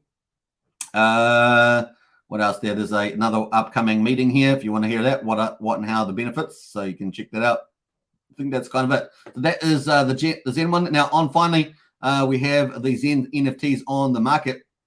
Now, you know this. Look at this through Zen Turbo, which we did here on the Zen NFT page. Now, you can find all these links in our Pulsechain projects. Under the Pulsechain links there, you can find them. I've got all the links there, so you can check that out. Cool. So that is pretty much the Zen coverage just about. I think we're just about there. We've just got the OpenSea stuff. So OpenSea there is 2,227 items in the NFTs. Remember, the Apex class itself has 10,000, and that would be a 15.5 trillion burn if they were all taken up. So that's going to take hey, look, in a month's time, we could be talking very different amount of burns here. Now, obviously, they're competing with the amount of mints coming out every day. So that's the thing that people are watching. So we were watching the burn, we were watching the staking, and particularly we were watching the minting that's expected to come out, and that is in this chart here. So we've got all the short players playing the short game, and then we've got obviously a big gap into here all the way through to about September, and then we've got all the long people playing the longer or at least medium game here. But you got to remember, this is still early because we're only all this green stuff here, all this accumulated yellow, which is up to 37 trillion. There is only 7.6% of potentially of the 545 trillion has been minted. So this other stuff not even coming into existence yet until people decide to mint. But I said that this is probably one of the bullish signs of the project, is the fact that so many people are continuing to mint. That is your biggest clue to will this do well in the future. So it's not a certainty, but that's kind of the first clue is, are people continuing to mint? And yes, they are. They are continuing to mint. So that's just the way it goes. So we're going to be watching that. Now, the early bonus is just about gone on Ethereum. It's down about 3% or something like that. But, hey, that's not going to stop people from burning after that. So, minting after that. So we're watching it. It's pretty fascinating. It's going to be fun to watch this as well. Now, obviously, the NFTs are on the auctions here. We've had 6 Ethereum in volume trade on these NFTs on OpenSea. The floor at the moment, 0.007, it says there. 30% are listed. There are 926 owners. That's grown from yesterday. I suspect that this will continue to grow. And, of course, particularly if they're targeting the Asian markets, they're targeting the NFT markets and stuff like that. So, and the exchanges are quite interested as well, it seems. So we're going to be watching that also. So there's a couple of things. That is pretty much my coverage of the Zen. That launched yesterday, so it was a pretty big deal for that. And we're going to be watching it as a possible play as opposed to a probable play. But like I say, that minting probably the strongest sign of that this might do well. We'll keep watching it in due course anyway. Let's go over to Pulse Bitcoin. Obviously, Pulse Bitcoin before this. Before Zen was Pulse Bitcoin, everyone was talking about this. This was the big play. We had the transform for 60 days. We had the NFTs for 30 days to get mint your ASICs, and we're going to have a quick check up on how this is getting along here. Now, first of all, we're going to go to Pulse Dogecoin, the original meme coin. Now, remember, this was airdropped to Hex stakers on the 20th of April, and it's been pretty successful. I think it is the dominant meme coin still. Let me know in the chat what you think about that, but that is how cool it has been. And, of course, let's get rid of the RSI. And, of course, you can see we had those transform periods of time. We had the transforming PLSD into ASIC token. ASIC is the mining token, just like the traditional Satoshi Bitcoin. You need ASIC, not an ASIC physical miner computer, but an ASIC coin to mine your Pulse Bitcoin. Let's have a quick look at the whole chart. This is the whole chart for Pulse Dogecoin. Man, it's been a lot of fun, hasn't it? How many days? Let's have a look how many days it's been going. 20th of April all the way through today. That is 256 days. It's really starting to grow up, this Pulse Dogecoin, right? That's what's at 2/3 of a year, something like that. That's pretty crazy, right? 256 days. Amazing. So what's another 3 days or so, 3 months or so to 1 year? That's pretty impressive. So let's have a look at I guess we've got the opening price. Where's the opening price there? I guess we're going to do the opening price as the closing price of the day. And let's go up to where we are now. So there's up 302% since it launched from the opening price. How about that? That's not bad, eh? That's not bad at all. 256 days. That's more than the bank. That's more than the bank. You're earning more than the bank there. So that's kind of cool. We did have, obviously, we got new highs in here. We got a new high finally. We're at the back end of the transform. It is currently at $5.85. And of course, but the problem is that the supply has gone down dramatically. There was 6.1 million tokens. There's only around about 2.6 million tokens. And this price is still mulling around $5.85. I would be a bit disappointed with that at the moment, but maybe it's just an opportunity. We will see. It is competing, in my view, against the other coins in the ecosystem, Pulse Bitcoin, ASIC tokens in particular. But hey, look, it has the scarcity play in the meme space.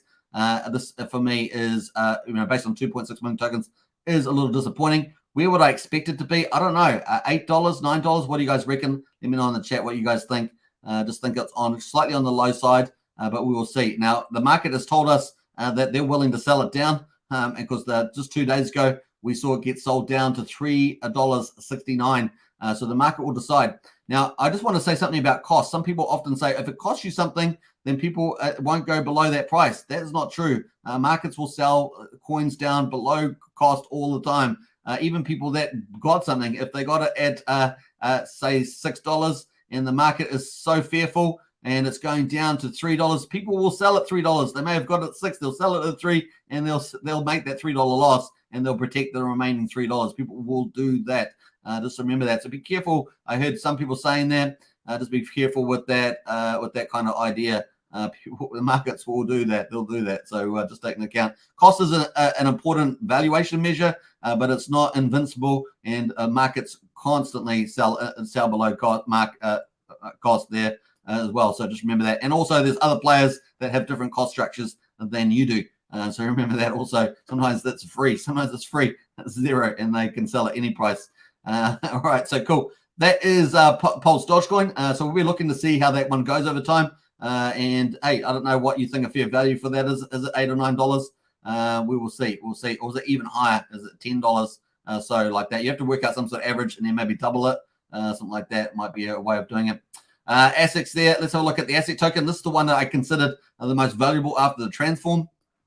And we can see that the market agrees, and it actually went up all the way up to $3.86, which is amazing. And it's currently at $2.76. No surprises here. It actually looks like it's potentially could make another move. We'll be watching this one pretty closely. Currently $2.76. And of course, you'd be able to mine Pulse Bitcoin, but potentially Pulse Litecoin when they launch that as well. So dual token, and who knows what else the devs got up in store there. These guys look like they're serial ecosystem developers, a bit like the Maximus team with Gold Key and Dipcatcher, and even Alex for that matter. They're building out. So although Alex looks like he's moved to database stuff for Pulsechain, so we'll see. $1.76 here is the Pulse Bitcoin.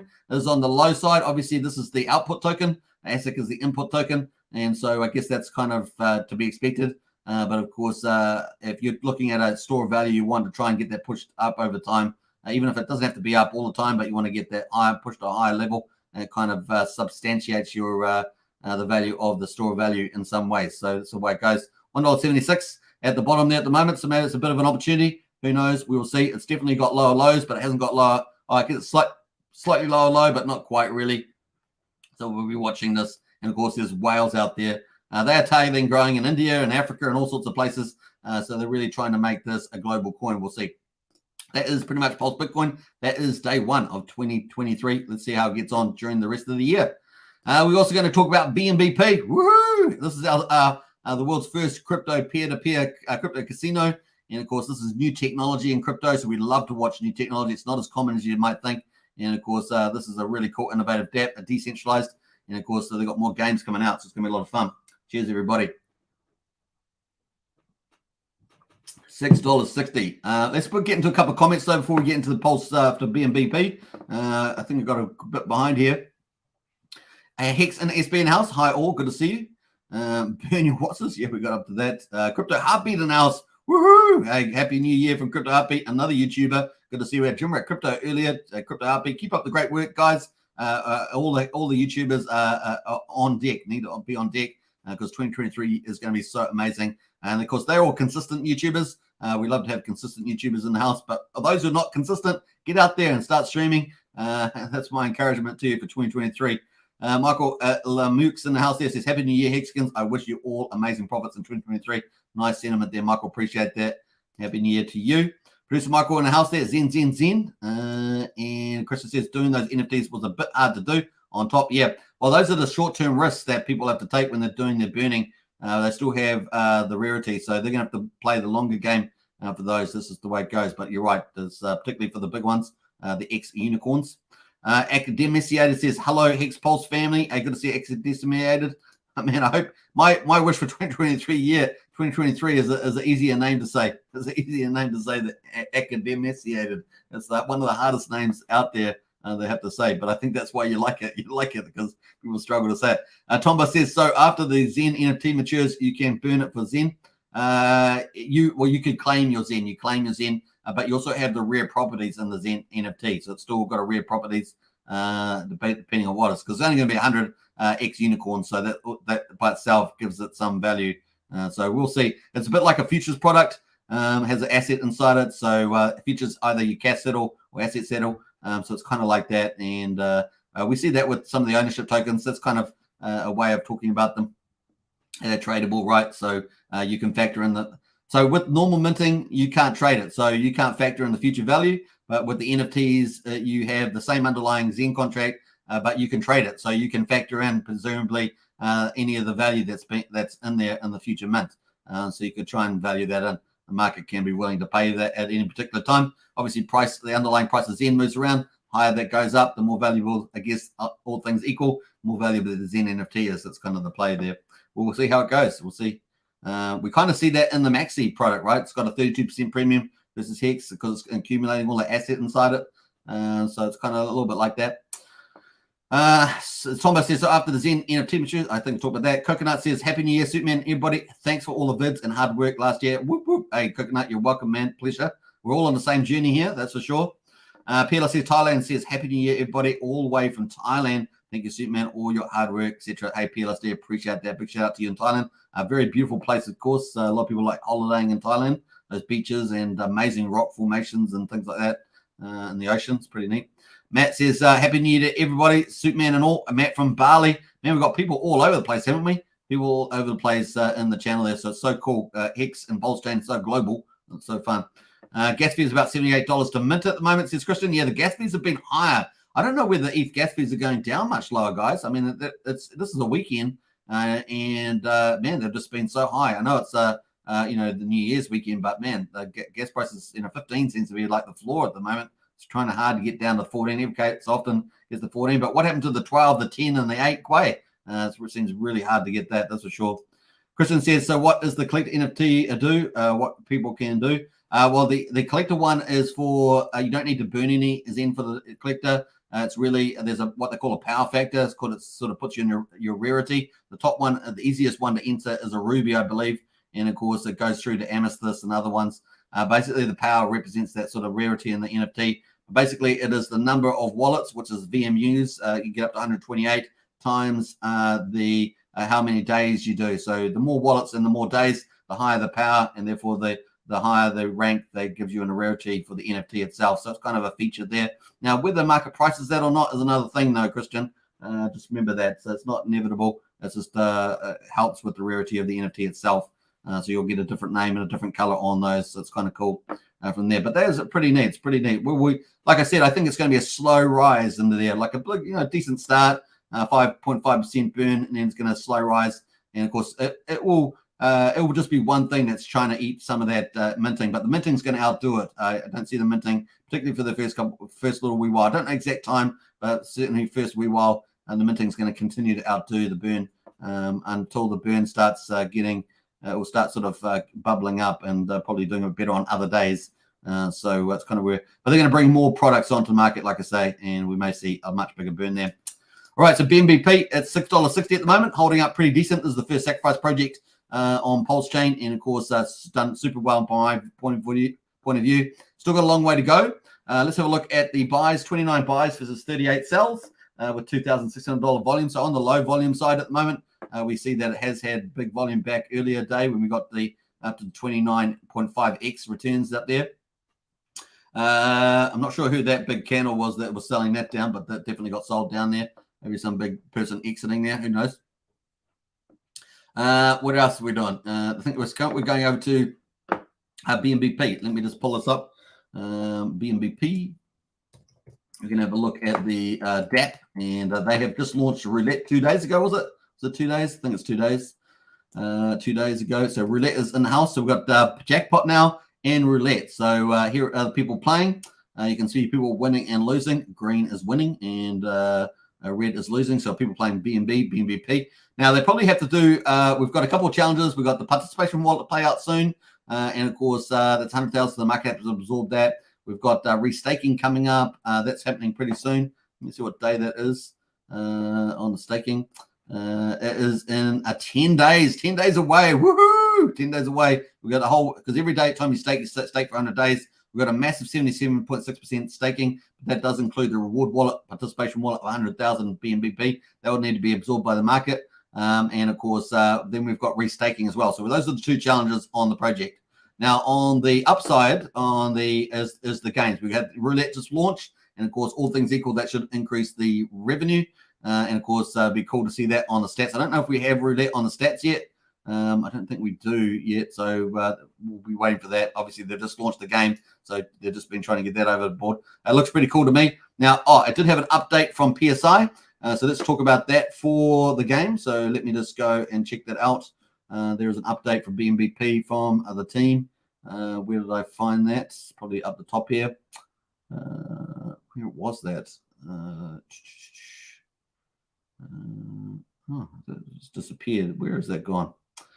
Just a moment. I'm sure it's around here somewhere. No, I had an update. Where's the update gone?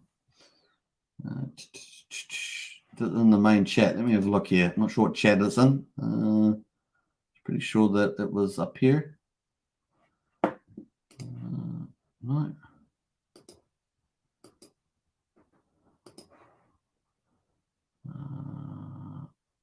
No, I can't see the update, but there was an update from PSI.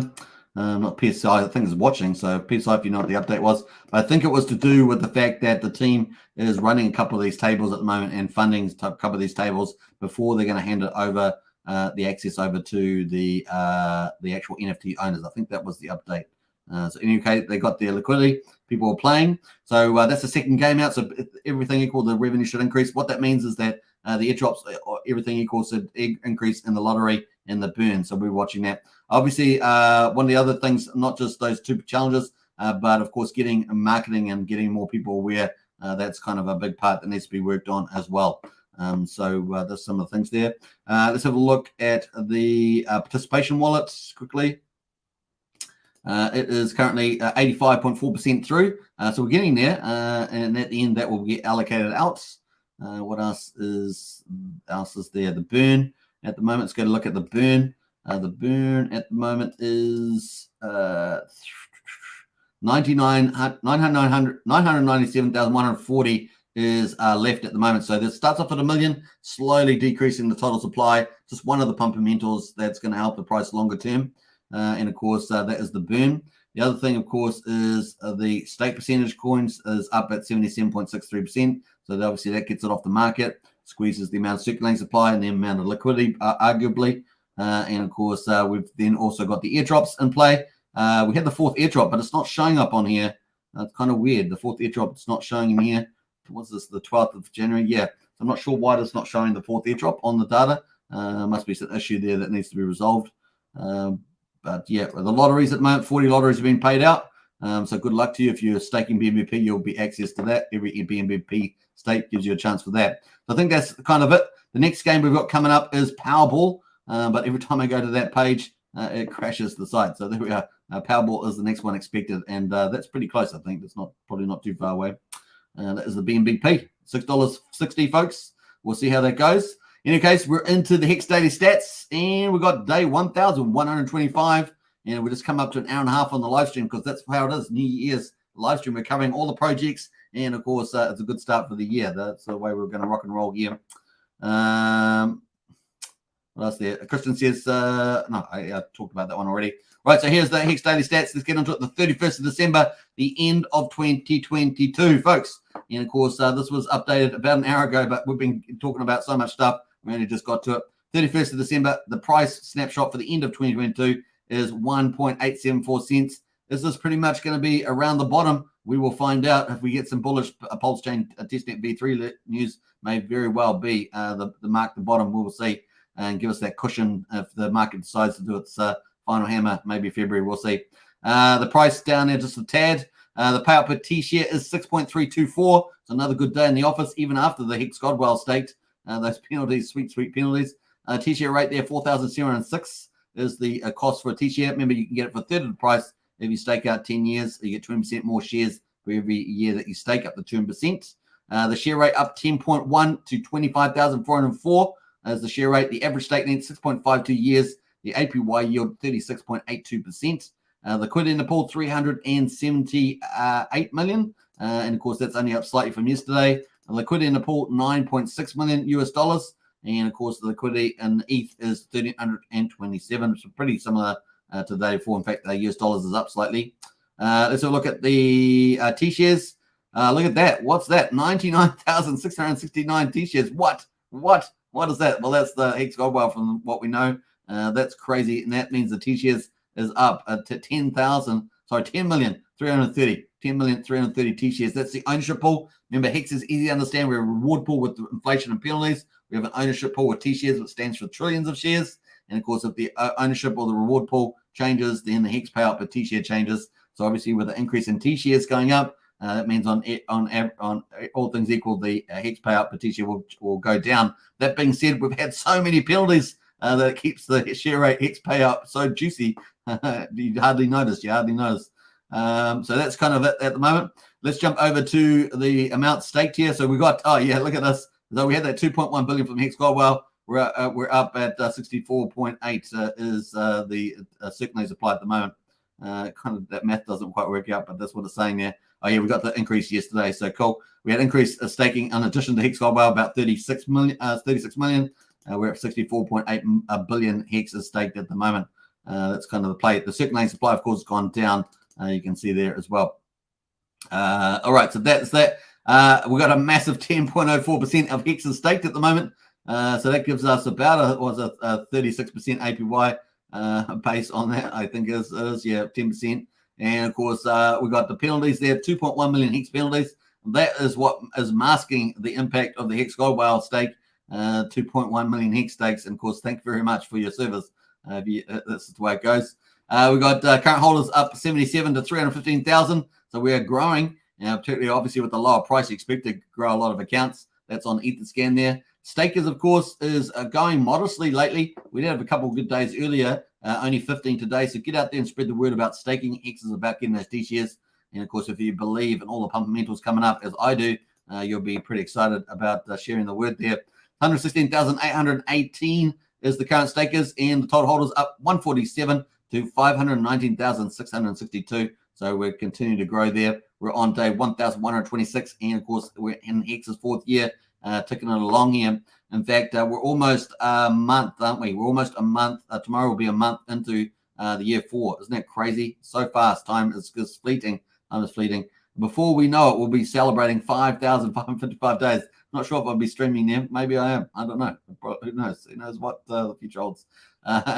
And of course, there is what we've got at the moment. The base rate there is 600. Oh, it's not even base because we've got 809,000 penalties already straight out of the gate. But 6.26 Hex per T-share is the payment at the moment. Now we're going to deep dive. So I hope you guys enjoyed that. We're going to deep dive into. So if you are looking to get Hex, hex.com, link is in the video description. And of course, Hex at the moment, you're going to get a copy on Pulsechain as 2 for 1, and it's a very good chance. Obviously, not investment advice. That Hex could be absolutely amazing on that chain, possibly on both chains, ETH and Pulse. That's what I'm expecting. Pretty big, tight liquidity in there. I'm excited about where this is going to go. Obviously, the Hex on Pulse chain will become the alpha player? The alpha player probably, since that Pulse chain will be the Richard R chain. But that's kind of where we are. So at the moment, you can get for less than a penny, you can get a 2 for 1 deal on the Hex at the moment. But of course, if you want to take your Hex and get a yield on it as well, not just the price, but the yield, then you should be looking to move soon, because this is on the HexFire app. And of course, you can see that the share rate is going to go up soon. This is what the expectation is, that this will get this jump here. So if you are looking at staking, maybe picking up more Hex, then you should probably think about getting into it before this jump in the share rate expected on Valentine's Day. Valentine's Day, is that the 13th or 14th? I can't remember. I'm sure I asked some girl out once upon a time for a Valentine's Day, but I cannot remember anything since that time. I can't remember anything. Anyway, so yeah, I think it's around that time. So it's going to steer jump here a lot. It's not a small jump expected. It's about 600 Hex is going to be the jump. It's a massive jump, folks. 600 Hex per T-share. That's a big jump. So we're expecting that to jump up. So we're expecting maybe on the 12th we'll have, on the 14th we're going to have 25,822 is expected to jump to 26,448. That's non-trivial. That's a big jump. So if you are looking to stake your Hex before that time, I'd definitely keep out that day, because you want to be staked by the 14th, because it's going to cost you another 600 Hex per T-share. That's a lot, right? So if you're looking at grabbing 10 T-shares, that's 6,000 more Hex. So remember that, and you get there. So cool. The next big jump we're expecting is actually at the end of the year 2023. That's expected to jump on the 21st of November, and the rate's going to jump, expected to jump from 30,400 to 32,000. So this is no joke at the moment. We know the Hex share rate there, as I said earlier, is down around 25,000 something. I don't even know why I'm going back to this, because I already got on the other chart. 25,404. That's the share rate at the moment. This is a significant change this year. Look at the forecast by the end of the year. You're looking at 32,000. 32,000 at 7,000. It's pretty crazy stuff. Change. That's 7,000 Hex more that you'll need per T-share. That's non-trivial. So remember that. You got the short term and this the end of the year to think about. So February and the December time. Particularly, this one looks particularly brutal. It looks like we're going to jump from 30,400 to 32,000 pretty much. It's about to, 600 to 31. So 16 to 1,800 Hex per T-share jump there. So it's a pretty big one. expected. So remember that. So cool. And that is expected. That's based on the hexfire.io predictions there. Now we will be getting Abit and Patrick will be doing their annual Hex and Hex share rate and of course Hex payout projections. That's coming up. I expect that in January, and that's always very good. They've been very good. I think it's been pretty accurate. Everything they've been doing on that. So we're looking for that as well. That's an alternative to this one. But that one is the one we've been seeing year after year. So look forward to that. So that's kind of cool. That is the Hex Day stats. Hopefully that's helped you in terms of thinking about your staking. February and December there, big jumps in the share rate. That is material if you're looking at staking. Earlier pays better is part of the, well, it's not, we have longer pays better, bigger pays better, but earlier pays better because of the share rate, right? So we've got those three features. All right, so cool. We're going to get into Hex conference. We're not quite finished the, we're coming up to probably an hour and 45. We'll probably end up wrapping up about then. Let's see who else is in the house. We got Brazzi says, see ya 2022. I hope we never meet again. You've been such a terrible year for most, says Braz. That's true. That's true. 2022 was monkeypox, says Pulse Beta. Well, a particular sub community. Anyway, Hex Fetty. 2022 transitional year. 23 will be better for better or of the same until 24, says Hex Fetty. What else there? Well, Matt says 1 year closer to the launch. That's pretty funny. Be safe out there, says Mix. Definitely be safe.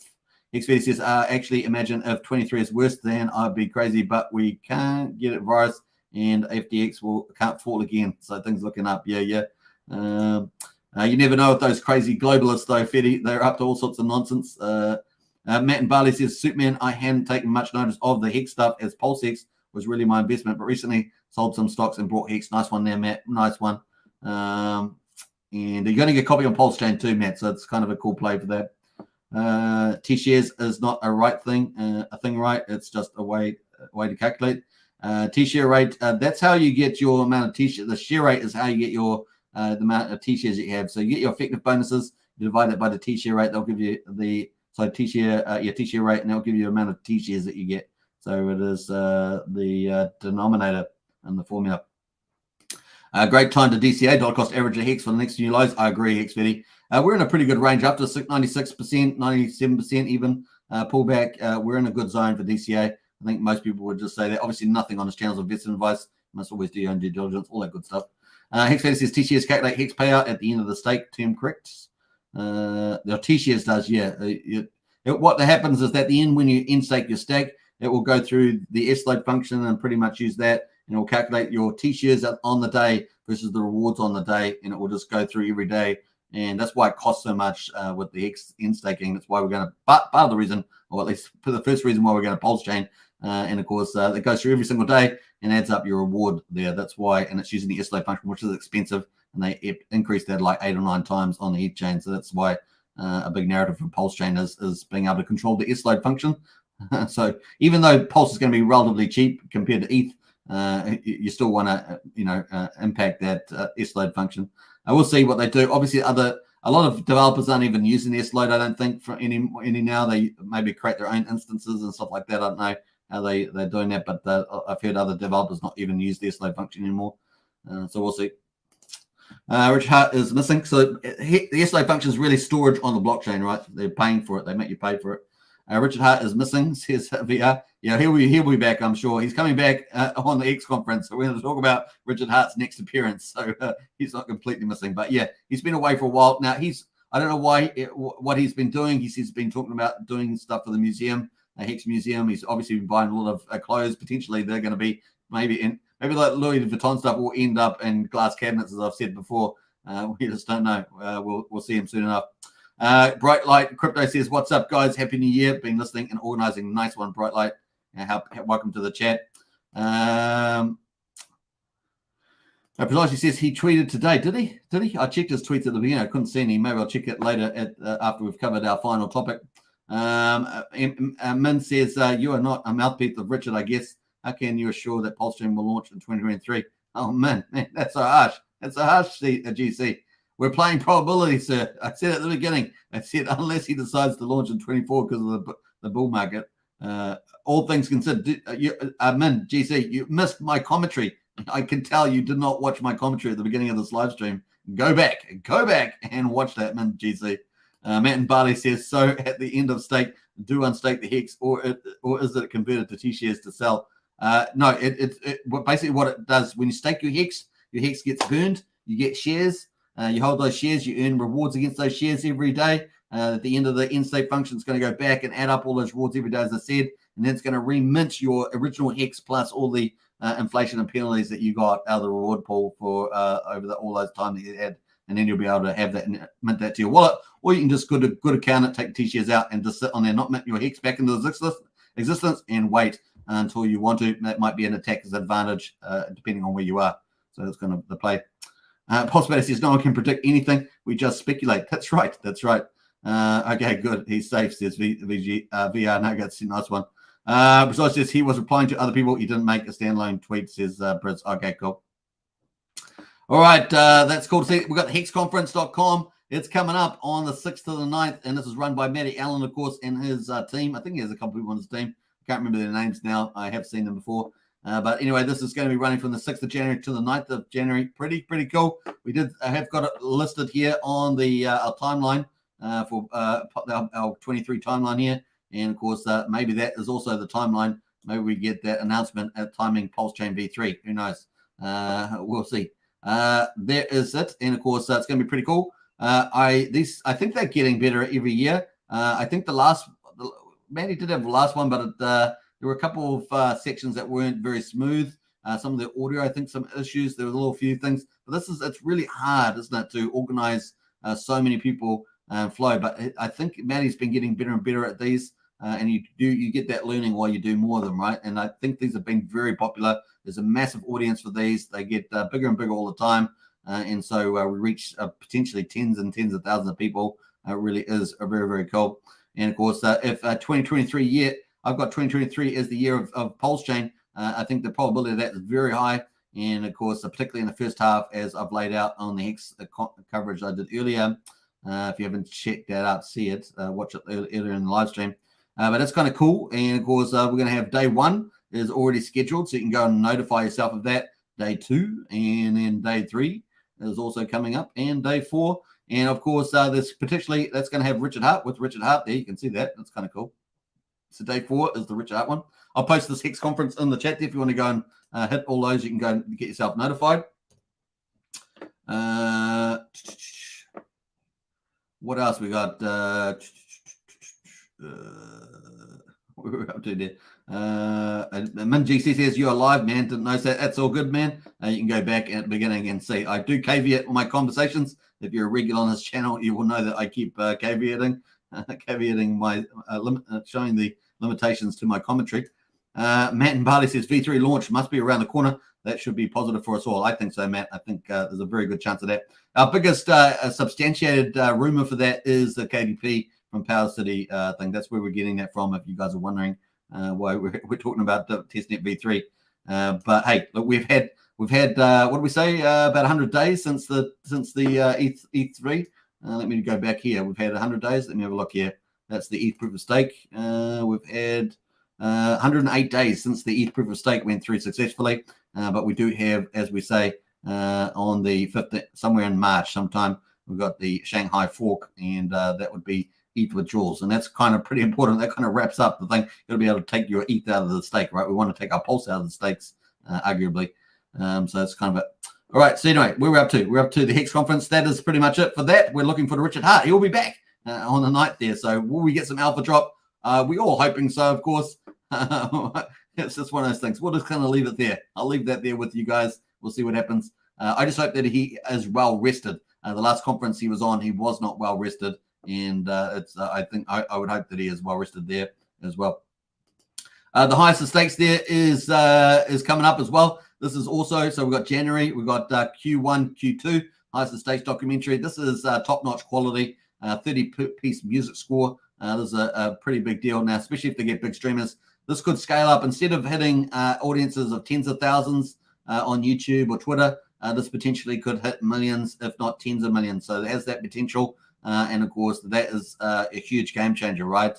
Getting your branding out amongst the populace is huge. So if we get on Netflix, Hulu, or whatever else, if they are successful in the distribution, and then this could be really massive. Now, it will sit there for ages too. people will sit there on the weekend, maybe in 3 years' time, if it's still sitting on the order book, which it should do. There'll be someone sitting there watching this Hex documentary. There hasn't really been a good crypto documentary up for a long time. I know some other people are doing secondary ones on at the moment. Someone was talking about that yesterday. You can find that in the Discord, the paid service. There's someone else done a documentary there. But this is 5 Emmy award-winning filmmakers here. This is going to be pretty epic with a 30-piece music score. It's going to be fun to see. Now, obviously, there's going to be protagonists, which is and antagonists. I guess Richard is a protagonist there, and antagonist, depending on who you're looking at. But then antagonist will be somebody that people are going to love to hate, right? I haven't seen it. People that have seen it without the music score have said it's very, very good, really, really good. So I'm optimistic about that. We have seen little snippets of it, and I'm looking forward to it. So that's kind of the play there. If they tell a good story, 5 Emmy Award winners, it's presumably it's going to be a cool sort of documentary film type of style. So it's not going to be a pure film, but documentary film style, kind of a hybrid, I guess. It should be a lot of fun. 5 Emmys there from the team, and of course they're targeting the big players there. This is where we're up to at the moment. The Star Stage official premiere and distribution, official movie premiere, location to be determined. The goal of a top OTT that is like Netflix, Amazon, or Hulu. That would be a really cool. Imagine getting more than one would be even better. The media plan with the PR team and launch strategy. Obviously, they have a distribution. So how does it work? They have these streaming platforms, Netflix, Amazon, Hulu, things like that. And then they have an agencies in the middle. And then they have the highest stakes team with their sales distribution manager or agent. And, of course, they go to the agent. They say, hey, look, we've got this film. Watch it. What do you think we need to get through? We've got 5 Emmys. This thing's amazing. There's nothing on crypto. Hasn't been anything decent, even with the Bitcoin documentaries. Let's go and go to the things. And that's kind of how it plays out. But they have been doing the distribution, I would say, at least since, this is my guess, I'm speculating, but at least probably since around maybe August or so.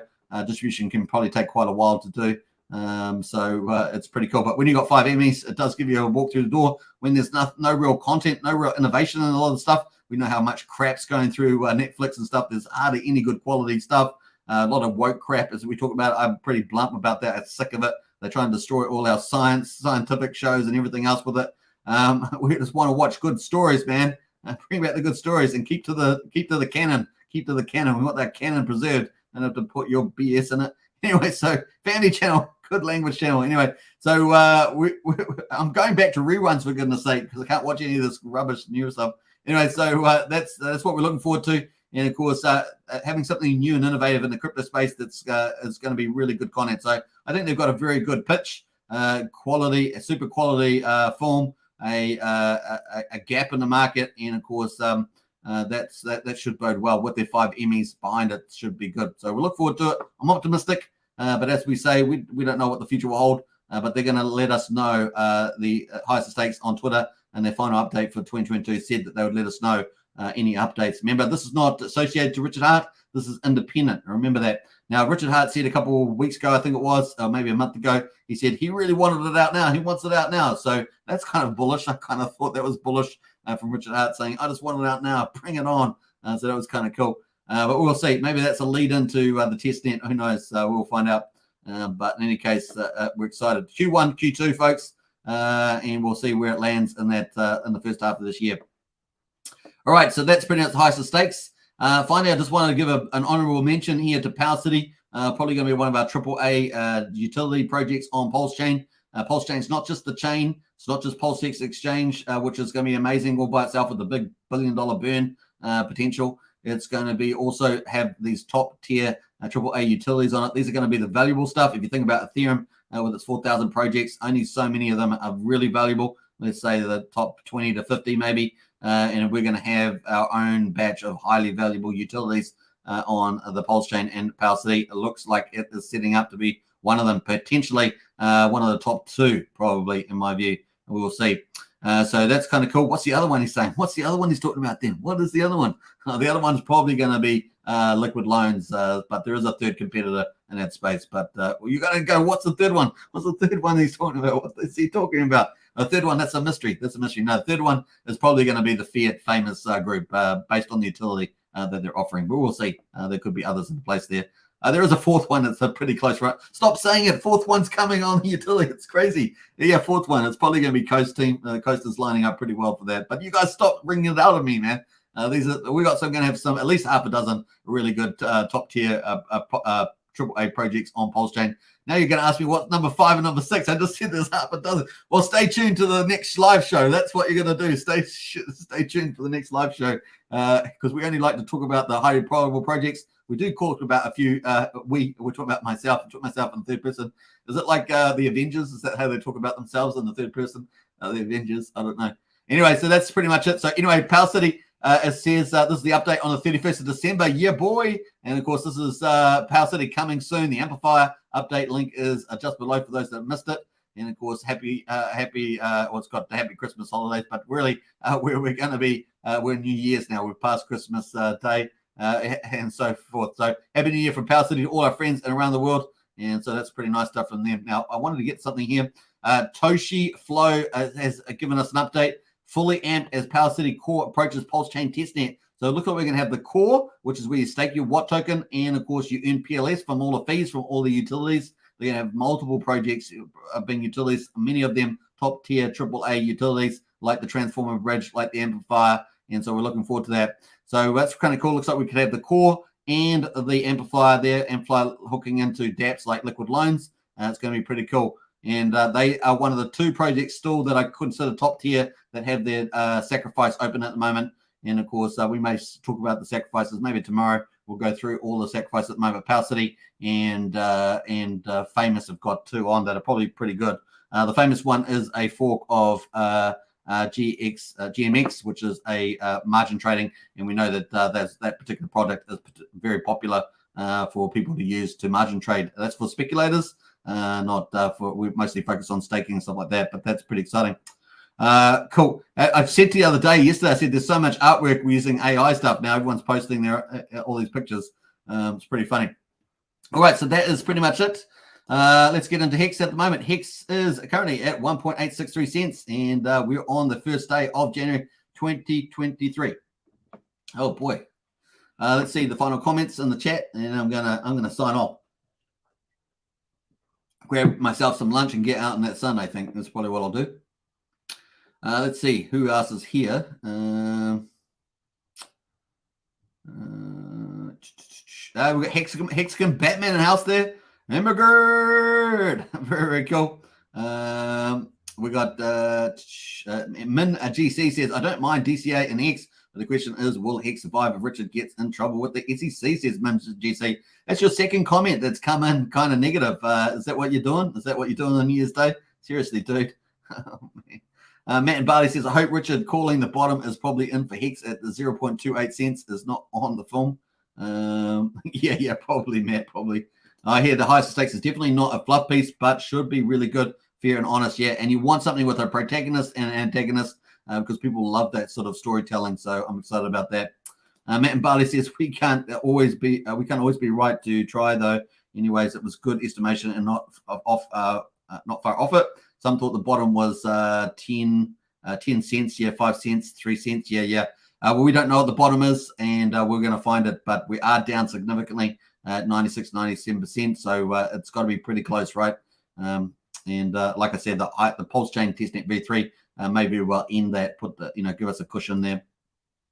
Do you think the high stakes will announce what platforms they will be on before they release the doco? Yeah, I'm pretty sure that they'll tell us that should come in. I should say we got to deal with blah blah blah, but they've got their premiere coming up, right? They might do it at the premiere. So Brennan, they may just avoid actually saying the streamers. They may do the premiere and then announce it at the premiere. That might be when they do it. They like to make the premieres kind of big like that. Can you imagine some of the people that are in it all turning up with their Ferraris? I don't know, turning up in their tuxedos and stuff like that. Their ball grounds. That'd be pretty fun. They'd be pretty hyped. All right. So that's pretty cool. We're up to 2 hours, folks. Hope you guys enjoyed it. We got a fun year. 2023 year is going to be the year of Pulsechain. It's going to be fun. All things considered, right? So obviously I'm not Richard Art, but we're playing the probability. My roadmap, based on all information we know at the moment, is sitting here on this diagram, and that's what we're using to frame our point of reference, right? So that's how we're playing. Our next piece of information drop could very well be the 9th of January with Richard Hart's keynote speech there. Maybe we will get something. Maybe it will be the testnet v3 announcement. Who knows? We'll find out. And once again, it will just be good. In any case, regardless of what info, it'll be good to hear from Richard. I'm sure we'll be happy about that. Barley says Hex seems to be more centralized than most. It shall be a survivor, and Hex is not based anywhere, unlike many other coins. Yeah, that's right. Intentionally centralized stuff tends to perform very, very well, and I think there's no difference from our market. Brendan says, "Cheers, Superman! Bring on the new year max gains." Me too. I'm with that. I'm on that. Producer Michael says, "GC." A SEC can only give fine, nothing serious, X to the moon. Yeah, the contract's immutable on the chain, so that's true. All right, cool. All right, 2 hours of live stream. How about that? The first day of 2023. Happy New Year, folks. I wish you all the very best, you and your families. And lots of love out to you, lots of blessings. And all the very best with your mad gains this year. We're looking forward to it. We've got lots in store, as I've just laid out in the last 2 years. Sorry, the last 2 years. Did I say 2 years? The last 2 hours. The last 2 hours, I definitely need lunchtime now. All right, bye for now. Peace out. Don't forget to subscribe, like, share, hit the bell. And, of course, if you're a YouTuber out in the Hex and Pulsechain space and you're not streaming, get out and stream. There are consistent streamers, but you get out and stream and become one of the consistents. The bigger army we have, the better it's all going to be. And I hope you guys have a good day. All right, take care, everyone. Now, let's play out some cool music with Richard. I love this video. I'm addicted to it, kind of. I think Sandy Beaches as well, but she's not here. She's partying somewhere in North Carolina somewhere. She's at some New Year's Eve party, but let's play it. All right, peace out, everybody. Bye for now. Take care. Here in my $3,000 Valentino Rockstud purse, my $3,000 Prada jacket, $2,000 Prada shirt, $2,000 or $3,000 Prada pants, Prada glasses, Prada hat, Prada bracelet, and it's all Prada, Prada, Prada, Prada, Prada. Prada, Prada, Prada, Prada, Prada, Prada, Prada, Prada shirt, Prada hat, Prada glasses, Prada pants, and it's all nylon, so the haters' tears fall right off. Prada, Prada, Prada, Prada, Prada, Prada, Prada, Prada, Prada, Prada, Prada, Prada, Prada shirt, Prada hat, Prada glasses, Prada pants, and it's all nylon, so the haters' tears fall right off. Lil Bubble, let me ride that rocket.